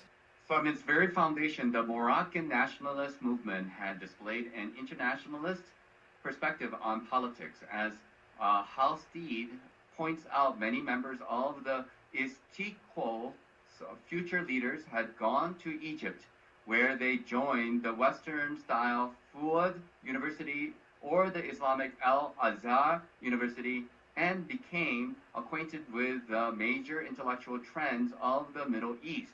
Because of creating a modern educational system for the sons of the native elites, the first group of young Moroccans traveled to metropolitan France to continue their university studies. There, the young Moroccan students made contact with their Algerian and Tunisian peers. In 1927, the North African students created the North African Muslim Students Association to supply assistance and help for North Africans living in France. Okay, I'm going to explain However, this the in most simple common- terms. Yeah, okay. Yeah, I'll explain it in simple terms. Okay. So now we've got people, in the 1920s, 1910s, 1930s. Yes, we've got Moroccans, Algerians, Tunisians. They're all going to France. Hmm. And the thing is, they learnt Arabic in French schools. They went to France. They learnt more Arabic and French there. They met each other from the rich families. Yes. And so basically they met there and they're deciding the future. These are the rich families and the governmental families and all these people. So they went to France because they were under control of the French. The French educated them and things like this. Yes, so they were meeting with people who came from Lebanon in the next paragraph, Shakib Arslan and other things. So they're meeting all these people from Morocco, Algeria, Tunisia, Libya, and throughout the entire region. Yes, because it will take time, so I'll make it faster. But people can pause these things themselves, and I'll read this. Yes, to make it to understand. Yes, so what happened? What do you call it? Yes, after the retirement of the French Resident General Liate, which made Moroccans lose hope in the application of self-government because they just wanted to rule themselves as they came into the cities, or more people were leaving Europe. A lot of them came from Europe. And so the Moroccan nationalist movement witnessed a political revival, basically by studying in French. And they call themselves young, educated Moroccans. They're studying in France. Yes, and so things like this. The first was a traditional religious trend inspired by the Salafi movement that emerged in the 19th century. Yeah, they call it Salafi. It's not really Salafi. They've just given it a title. From the teachings of Jamal al-Din al-Afghani and Mohammed Abdu. Can you see his name on the fifth line? Mohammed Abdu. Yes. So this is what they wanted for the future of Morocco, Algeria, Tunisia, Yes. and Libya. They're inspired. They want this teaching to go everywhere. This Mohammed Abdu and Jamal al-Afghani. You see? And so the thing is, and the other trend is, that's what they wanted for the religious system in Morocco, Algeria, Tunisia. They want this religion system of this Mohammed Abdu. Let's see who he was. And the other thing is they want the educational system established by the French in Morocco, Algeria, Tunisia. You see? So that's what they wanted. Yes? So what is this system? Yes, and things like this. The followers of the religious movement who followed this Muhammad Abdu wanted to develop a modernized system of Islamic law and revitalizing the Arabic language. They said nobody can speak Arabic, and they said, oh, people spoke it 1,000 years ago. Whatever. Yes, so they're saying we want people to learn the Arabic language now because nobody can speak it in Morocco, Algeria, and Tunisia. So now Muhammad Abdu, yes, he was in Egypt. So that means we're going to have to go to Egypt. And they're sending them to Egypt for further education. These Indians are sending people to Egypt. Why were they sending them to Egypt? And they're all educated by the French. You see, educated in France. Yes, and the thing is, their country people can't speak Arabic. Why can't they speak Arabic? They want to bring, what they wanted to do, yes, is they wanted to teach Arabic, and nobody can speak it, and they wanted the religious system from the teachings of this Muhammad Abdu. Who the hell was he? Here I found 1857. Yes, so now the thing is, we've got these Indian teachers. We can't find the history before then. They're going to say the Quran was already there, but we can't find the Quran before there. Yes, and what do you call it? The madrasas and the mosques, you could read this. After 1857, mysteriously, these Indians have turned up in Iraq, in Syria, in Palestine, in Turkey, in the Ottoman Empire, and they're teaching people to memorize the Quran. In Saudi Arabia, in Kuwait, Dubai, Oman, Yemen, there are hundreds of Indians. They're teaching the people this Quran. So, and they've come after 1857. What happened in 1857 in India? You could read it. Yes, it was after this, following the 1857 War of Independence, that madrasas in Delhi and its major mosques were seized by the British. What? Seized by who? The Chinese? British. British? You're telling me that mysteriously now the British have got hold of all these madrasas and with all the other principalities and everything, they're taking control slowly year after year, they're taking over and everything. The British are controlling these people, and they're training in the next generation, the year after and the year after, and all these things. And all these students in the next 100 years who are learning this Quran in these madrasas, and they mysteriously turn up in Saudi Arabia. The British seize Egypt. Yes, and they turn up in Yemen, and these Indians are in Iraq. They're everywhere. They're teaching people this Quran that they're learning in madrasas in the 1870s, 1880s. They opened the South Theatre School. You're telling me the British now run and control these madrasas? Is this what you're saying? That's what it says, yes. Or is this a fantasy? Could be both. It could be people are dreaming. Of course, now the Quranists are going to be saying you're inventing all these things. So the Nizami curriculum and everything, they can check it out from Ferengi Mahal and all these things. The British seized these places. The British took over all these places. And what do you call it? This curriculum and this system and this hadith and everything. Yes, the British... the two original oldest copies of Hadith, people could check it, was printed in British India by British machines, and the other one was in a German principality somewhere. Yes, I've forgotten. I'll have to go through that some other time. And these things. But anyway, so now the thing is the Saudis are financing all these mosques in Pakistan and India. It's because they're financing their grandparents. That's all they're doing. Yeah, can you see it? Because their ancestors came from there. Yeah, it's not like they're doing it accidentally. You can see? Yes. Yes. So the thing is, we've got all these Indians in that side, and on the other side, we've got people who are going to France, Paris, and they all want to bring this religious system of this Muhammad Abdu. You see? Yes? Which is suspicious. So now we will go through who the hell is this Muhammad Abdu. Yes, let's go through who the hell this Muhammad Abdu. The full information of all this Muhammad Abdu and other things people can find in Secrets of Kabbalah, and more about the Arabic language and how the alphabet was Masonically, even the alphabet and writing symbols were Masonically invented based on the 33rd degree. Or the Arabic writing that we find in Northern Europe, like Poland or in Russia, is actually different. This is demonstrated in my books. People can find it there. But let's go through some of the things of who is this Muhammad Abdu, and then we'll finish it off for today. Because people will say, oh no, the Quran was already here and all these things. But so let's find who this Muhammad Abdu is and Egypt. Why are they going to Egypt? Yes, for further education. Yes, anybody who's rich or something. Or why were they supporting in the French territories? They're supporting this Muhammad Abdu and they're going to Egypt. So let's see what's going on in Egypt. You could read the first sentence. After the British invaded Egypt in 1882, they put their own people in power.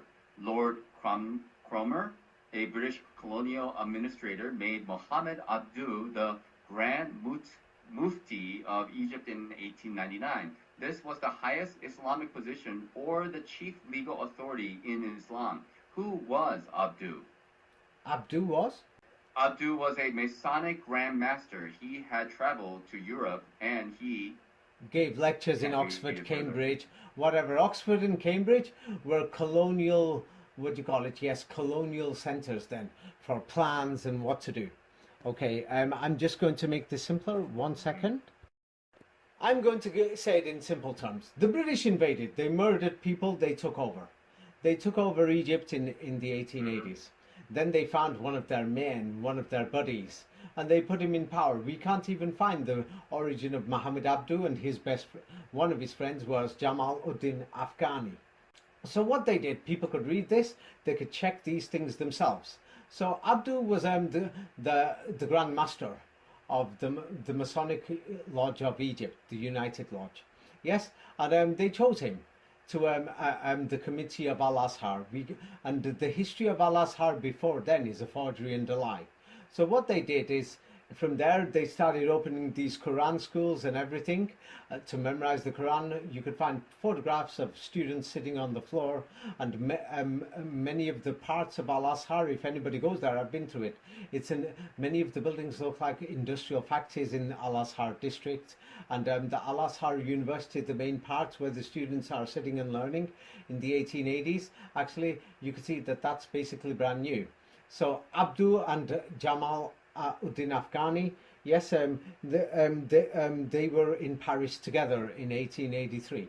So Abdu basically, yes, he reorganized the entire Muslim system in Egypt, whatever this original Islam was.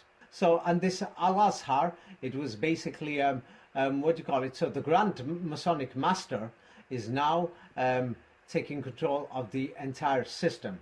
And so when we look at Abdu, yes, so the British set up their banking system there. And Abdu turned around and said, hey, you could charge interest and take interest. Yes, and he said it's halal, but the Quran says no. Yes, so people can read this and check this on my own time.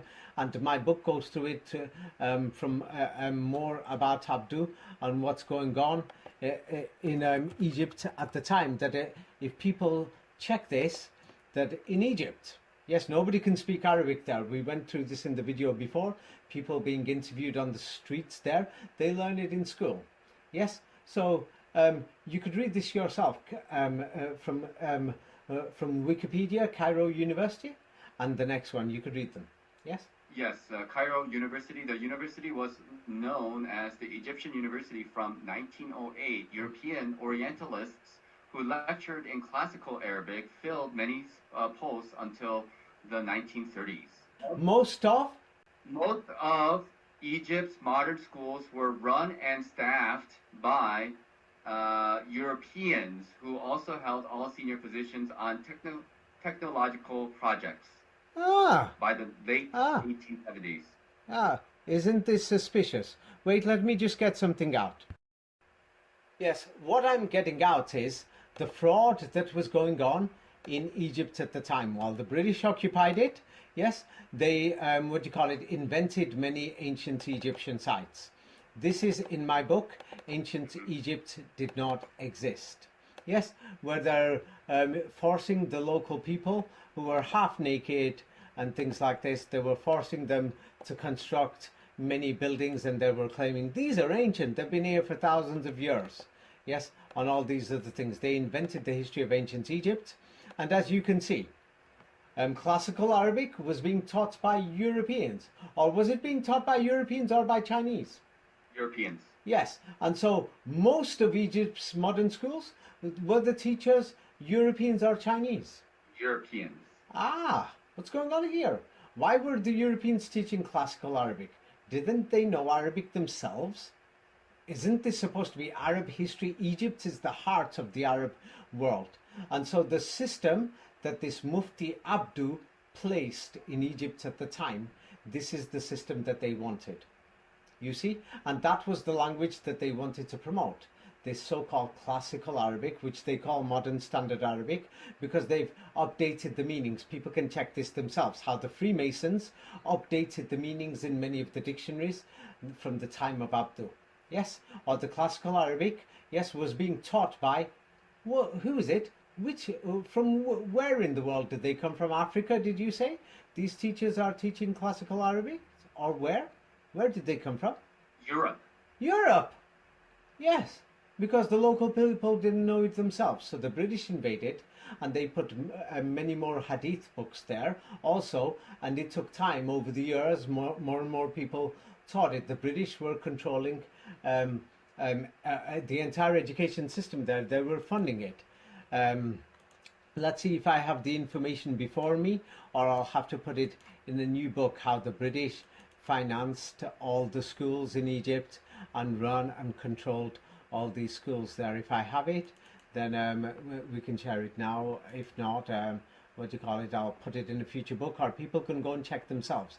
They can check what Lord Cromer did and what the British administration did, because there's many letters from the East India Company.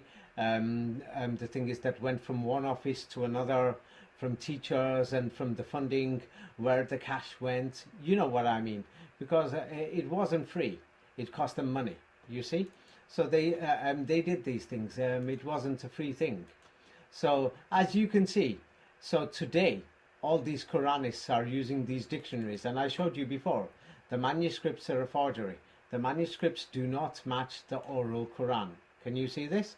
And the oral Quran, yes, was being taught before the people could even read and write. You see? So the oral Quran was being taught first. This is why I told people to go to the mosques, go and see what the original meanings that the people preserved throughout the entire region. So the manuscripts came later in the 20th century as printing increased, and then they're going to say many of these things are older. People can check who opened these museums, who did the 1924 manuscript. By the way, people will find this information, more information about these things in my new book, Secrets of the Kabbalah, and in that other book, 33 Degrees. They'll find this information there. But because it's going to take too long, I'll leave it at that. But the thing is, I'm not saying this, the evidence shows it. The people didn't know this Quran. People had tattoos, many other things. People who came from Northern Europe, they mixed in the Middle Eastern side. They came from Russia, Poland, and other places. There was war between the Ottoman Empire after the French invaded Moscow for 100 years. They were at war every single year. People can check this history all the way through till 1923, World War I. There were all these wars and battles going through, and people were leaving Northern Europe. That we could see people crossed over into Morocco, Algeria, Tunisia from Europe. I've said this before, and it's in my books and in the books of Professor Anatoly Fomenko. Yes, so the thing is, we can't find this Quran in the Eastern Europeans because many of them went to America, and we can't find it amongst them. Yes, so the thing is, when they came to the Ottoman lands, they're learning this Quran. So that's why I've always said I could trace it back to the origins. It started around 200 years ago, around when the British arrived in India, and the Dutch and the French and the Spanish, the East India Company, the Dutch East India Company, and the Jesuits. Now, if we and you could see the people are naked in the entire region, apart from the Ottoman and the Russians and these other people who went south. They were the people who were in the city areas because they were used to living in cities in Europe. Yes, and in the deserts, many of the people, yes, many of those people even came from the Indian subcontinent. That's why many of them look similar to Indians, like Indians and Pakistanis. And many of them interbred, so they look a little wider in Syria, Jordan, and other places. We can see this in Israel, in case people are saying, no, I don't believe it, that white Europeans mysteriously changed colour. It's only been 50 years. Within 50 years, 1/3 of the white Europeans now look dark in Israel. You saw the photograph yourself in the classroom, yes? You can see it, yes? So the thing is, that's only within 50 years, and we're talking people who migrated in the last 150 years from the 1850s, 60s onwards, who arrived in this territory. They've migrated. Some people still look fully white, yes? So they went to Saudi Arabia, many other places and everything, yes? So the thing is, because millions of people went to Iran, to Central Asia, from Ukraine, from Poland, from Germany, it's millions. It's a history that you can't hide. Same like in America. Many of the local natives are going to say, hey, these people came from Europe. Yes, they interbred. In Latin America, they're going to say, hey, they came from Europe, and now they've interbred. They're called mestizos or mixed. But the thing is, we know that from Latin America, and in America, in Latin America, they went a lot longer, but they intermixed. That's a fact. Yes, that's a fact. And even in Indonesia, the Indians went there and they mixed in with the Chinese. So you can see this, that they're darker over there. You can see it. You can see this. People can actually see this. It's not like something I'm making up. So there was mass migration from Europe. We're talking millions of people on the move, and many of them died on the way. Many of them resettled in North Africa and the Middle East, or that region was half empty, and in many places it was totally empty. There was nothing there. They invented the history. It's in my book, Ancient Egypt is not ancient, and these ancient civilizations didn't exist. Yes. So the thing is, when Flamenco's saying it and when I'm saying it, the evidence is there. We're not just making this up. You can check in the 1930s, 40s and 50s. Saudi Arabia, we can't seem to find that it wasn't even Muslim. So this then leaves the question, who was the Prophet Muhammad? Did he exist? Many people are asking this. Where did he really live? Where was he from? Where did this Quran come from? So now, if somebody asked you, if somebody said to you the Quran came from Arabia or the Middle East, what would you say? Yes or no? No, I would not say yes. No. The Quran came did from not come Africa. From the Middle East. The Quran came from Africa. What would you say? No, I don't think the Quran came from Africa either. Now, another thing is, many of these words in the Quran, there's only 500 for 85%. 60 words make half the Quran. Many of these words, we find them in European languages. Like when they say hadith, in Spanish they say dis, or in French, diseme, or il dis, or he's saying, it means saying. So many of these words, we find them in European languages. It's not just something that's made up. You see, so the thing is, we can see this history. So we can't seem to find the Quran. People have got tattoos, many other things that are coming from Europe, and many of the natives are actually naked. They must have gone there, before. They were called Essenis or Sunnis, and they're following the Sunnat. And at the same time, that we can see that everyone says in India, the British caused these religious divisions. And they caused the fights, or none of these fights existed. They increased by the day. That by 1947 people couldn't tolerate it because of these religious differences, and more idols coming, more Islam coming, and more people and more of these priests or businessmen taking advantage. They're not priests, they're businessmen. That we can even see, for example, I gave an example that the Hindu Brahmins run this Islamic center where there's a shrine and there's Hindu visitors. There's hundreds of these in court. There's massacres going on every month in India, and things like this between both sides. And this is what happened, yes, in Europe because of religion. And so the thing is, if these people can't speak Arabic, yes, they can't speak it. We've got to question, where did this language come from? So now another thing is, can we even trust the dictionaries? Or have they invented the meanings? Most likely invented the meanings. What are you going to think now? We're talking the entire region, hundreds of millions of people, many countries, nobody could speak Arabic. You can see this yourself. that they're going to France, these colonial schools, and they're coming back and they want to spread this system of Muhammad Abdu and this Arabic language where European teachers are teaching it in Egypt, classical Arabic and other things. And these Arabic books are mysteriously being printed, yes, by European machines. And these hadith books are being printed by European machines. The Europeans are shipping people from the madrasas that the British took over, and the French and these other things that we don't even know what they had before then. We can't even seem to find the Quran anywhere in Saudi Arabia. We're finding naked people. We can't seem to find this oral system before then. Yes, what do you say? Will you trust the dictionaries at all, what anybody's telling you? No. Yeah, a natural person will turn around and think, who wrote these dictionaries? Where did these dictionaries come from? Why were the British sending these people? It's a long topic. I talked about this with Raphael.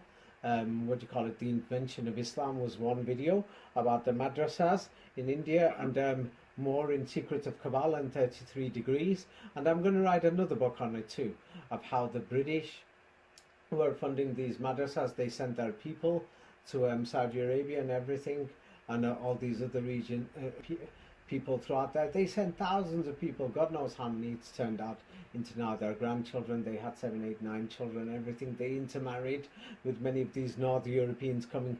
That's why we see some people are more wider, but other people you can clearly see they're Indians, and of course into Yemen many North Africans crossed and other things. Yes, so we see a mixture and other things, but we can see what's going on. Does it look like this current Quran that they're showing us? Yeah, does it look like that it came from China, or did it come from the European colonialists, or did it come from Arabia or anywhere in the Middle East? Did it come from anywhere in that region? European colonial. Yeah, and even if somebody wants to say it didn't come from the colonialists, can you find the Quran in the entire Middle East before the Indians brought it after 1857? No. Can't seem to find it. I can't find it. That even in and then when we go further west, Morocco, Algeria and Tunisia, that the people will tell you many of their families don't know the Quran, and many of their grandparents, that they only just learnt it, that they will tell you. That's why I told people, go to the mosques, that you'll find the original meanings when they started to first teach it, before they changed the Masonic meanings. But where did they get their first meanings from in the first place? That we can see that many of these books are actually in Europe, these so-called Arabic history books, that they're in Europe and in America. That's where we can find them. That we can find the printed Qurans were only printed in the 17th century. Flamenco says 15th, 16th century, but the 200 years or 100-year Napoleon century, I can't seem to find it.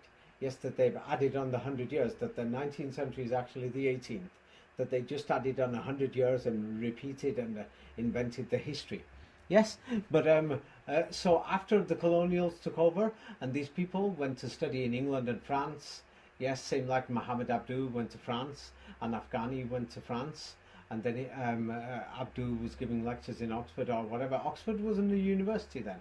It's like a private building for colonial agents, you see, like a CIA building, you see, or where businessmen and the elite are meeting. That's what Oxford and Cambridge University was in them days, 100 years ago. People think it's a university like today. No, it's not. You see? So people will have to think again. So this is why people have to ask, where did the Quran come from? Yes, who invented the dictionaries? And why is the language of the Quran basically 90% similar to the language of the Old Testament? They can check it. Anybody who knows the Quran, they can open up the Old Testament. It's just a different printing font that they call Hebrew. But if you read the words, you'll see they're exactly the same. But if somebody else reads the word who studies Hebrew, will pronounce it differently. That's all they've done, is change the pronunciation. Yes, and they've given different meanings.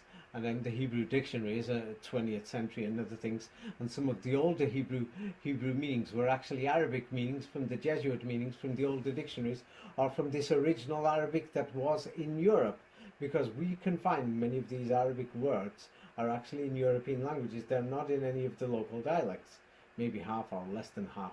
And the thing is, as you can see, nobody speaks this language. Yes, Nobody even seems to have the Quran. In North Africa, the Quran arrived there later, a few decades later, compared to the Middle East and in India. That's why you can find these tattoos, and many people are. You can even see in many villages they don't know this Quran. That's why I told people to go and check in the villages. I wanted people to find this history themselves.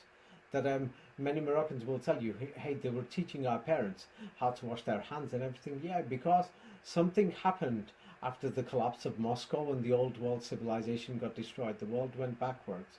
So we had to teach people how to wash, clean and everything. This is the same thing you can find in the Alliance Israel schools. They're teaching modern Judaism throughout these Alliance Israel schools. They were teaching them how to cook, how to clean.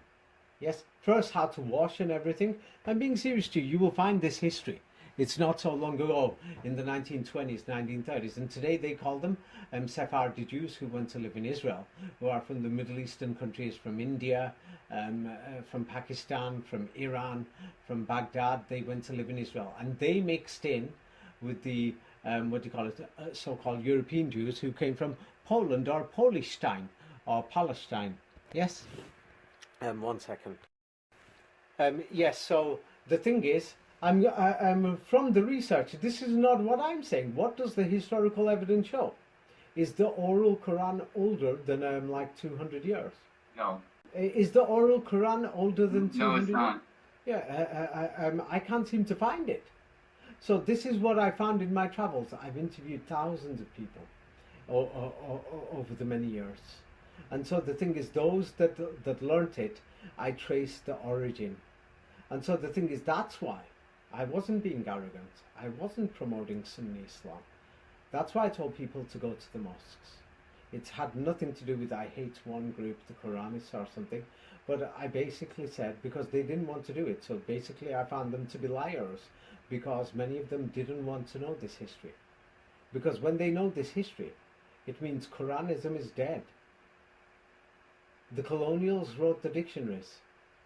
We can't seem to find the Quran in the entire region, throughout the entire Islamic world. It seems like the oral tradition is 200 years old. The printed manuscripts and everything, the colonials put them there. The Istanbul Gold Quran, half of it turned up in Istanbul, but the other half's in America. No one knows where it came from. Yes? The, the oldest Quran in Samarkand, Tashkent or whatever, Lenin and Stalin sent it from Petersburg in Russia. The spellings in all these Qurans are different, chapter numbers and everything. So these things, and then when you pronounce it, they invented the diacritic so that you pronounce it so that it sounds like a tone. Or otherwise, many people have memorized the Vedas. In fact, parts of the Vedas and things like that. In fact, add this on to the end of the video. I'm going to send you a video of somebody who's reading out the Bhagavad Gita. Yes, and a child who's memorized it. It's amazing. So some people are going to say it's amazing that they memorized the Quran. But the thing is, because the project for Quran memorization had big funding from the British and the East India Company and the French and others. That's why, and the rhyming and the tones, they did it longer. For the Vedas, they didn't start that much because, as I pointed out, yeah, they're following the Sunnata Dharma, not the Sunnata Rasul, the Sunnah of Islam or the Sunni Islam. So a war started. So because the thing is, the Hindus were divided into many more different religions. Only now, as nationalism spreads, it's becoming like a unified religion. They're trying to make it into a unified religion. But here you can add it on and play it. Just put it at the end of the video. We've got a child here, and so soon they're going to improve the pronunciations to make it more with the melody of how to pronounce, let's say, the Bhagavad Gita. She's reading it out. Yes. So the thing is, in the when it came to the Quran, they organized it. They organized the pronunciation to turn it into a rhyme. You see? So it's a serious question. Where did this Quran come from? It's a serious question for researchers. It's nothing to do with religion. If you want to believe, that's your belief. If you want to believe in the Bible, it's your belief. Be my guest. But the evidence shows that the Bible, the written versions were completed only 200 years ago. That's what it shows. They started during the Renaissance. And so now the Quran, we've got the many of the manuscripts in Europe and America, and the printed versions only turn up 300 years ago. So we've got to ask the question, where did this Prophet Muhammad live? We can't find him in Iraq, can't find him in Palestine, we can't find him at the top of the hijab in Petra, we can't find him in Mecca, or otherwise we would have found the Quran already there. It wasn't there. We can't find it. I can't find it. And if anybody can find it, I challenge you, prove it. Prove it. I can't find this oral Quran. 200 years ago is just the beginning, or it's not even 200 years, 1850s. You could say 170, 180 years, or around the time that the Europeans turn up with this business company. It's a company, not like an empire or whatever. East India Company or the Dutch East India Company and these traders, and along their trading routes, they train these people in these so-called madrasas, and then they've given an ancient history. Or these Indian priests are like they learned from the Prophet Muhammad 1,400 years ago from Arabia. Yes, they're going to say these madrasas in India are older. This is what they're going to claim. Yes, with the Islamic system, they're going to say it's older, saying that our student went to study in Arabia, 1,000 years ago.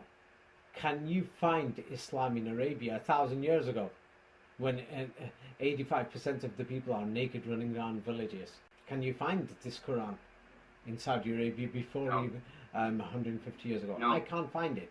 Yes, and so many of the Northern Europeans came because they had no livestock, no nothing. They intermarried with some of the locals. Many of the locals were actually from India anyway. Yes, you see? So they married, and so this is why we could see differences in skin color. Some people are more whiter and things like this. So that's what really happened. And unfortunately, it's because we study Western history and many people have not looked at this, and many people don't appreciate it. I've got a serious question. Who wrote these dictionaries? Why doesn't anyone speak Arabic? Now the Quranists themselves, they were celebrating when I said, hey, who wrote the Bible? Yes, we can't seem to find anyone who's memorized the Bible. We can't seem to find this Hebrew language or anything. It came from Arabic. They were celebrating. I showed them the dictionaries are fake. It's based on an Arabic that's in Europe.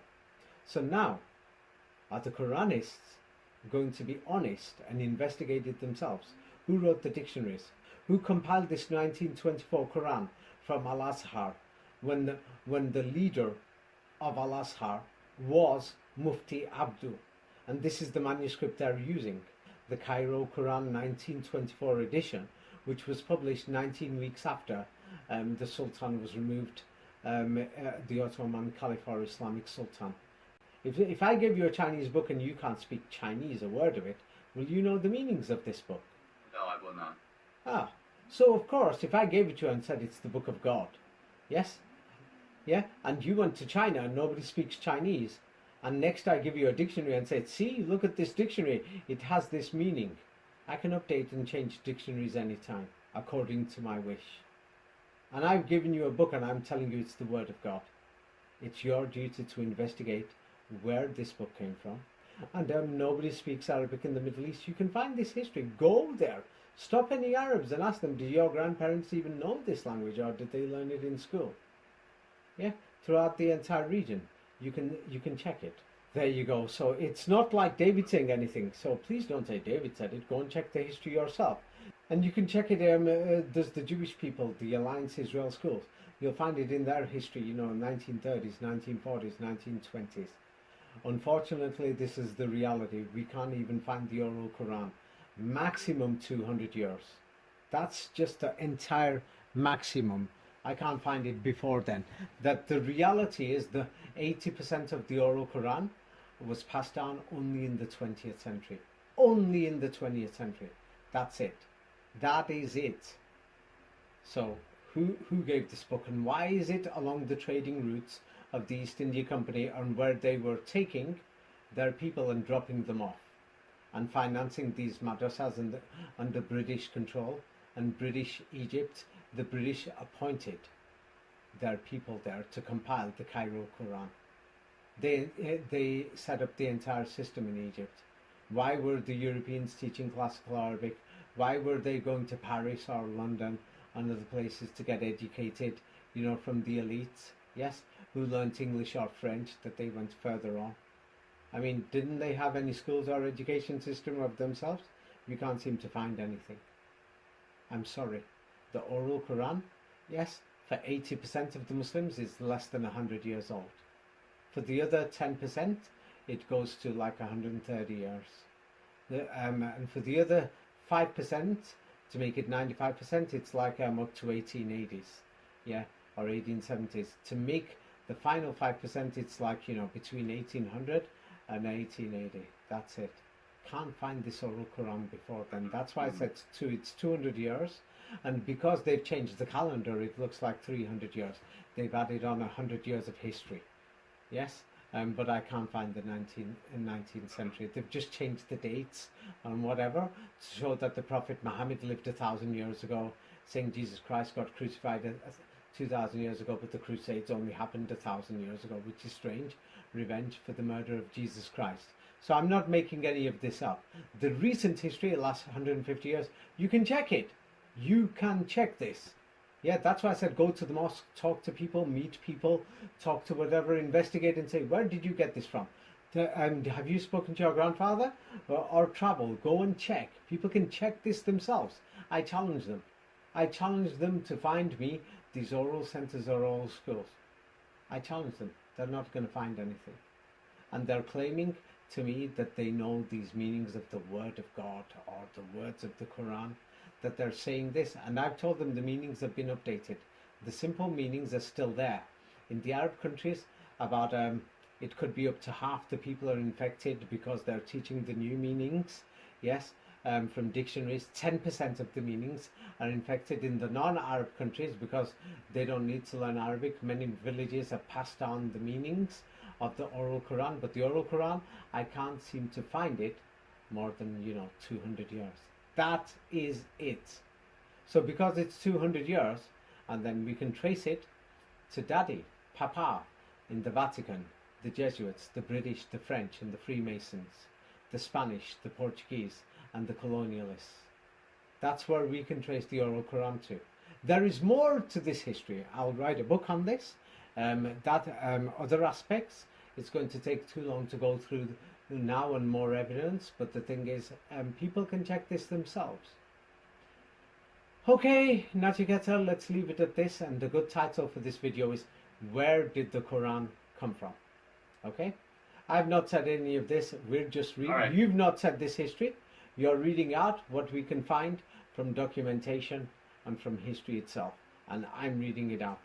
You've not said it, I've not said it, we're just reading and discussing what is there in the evidence, because some of these Quranists are full of hate.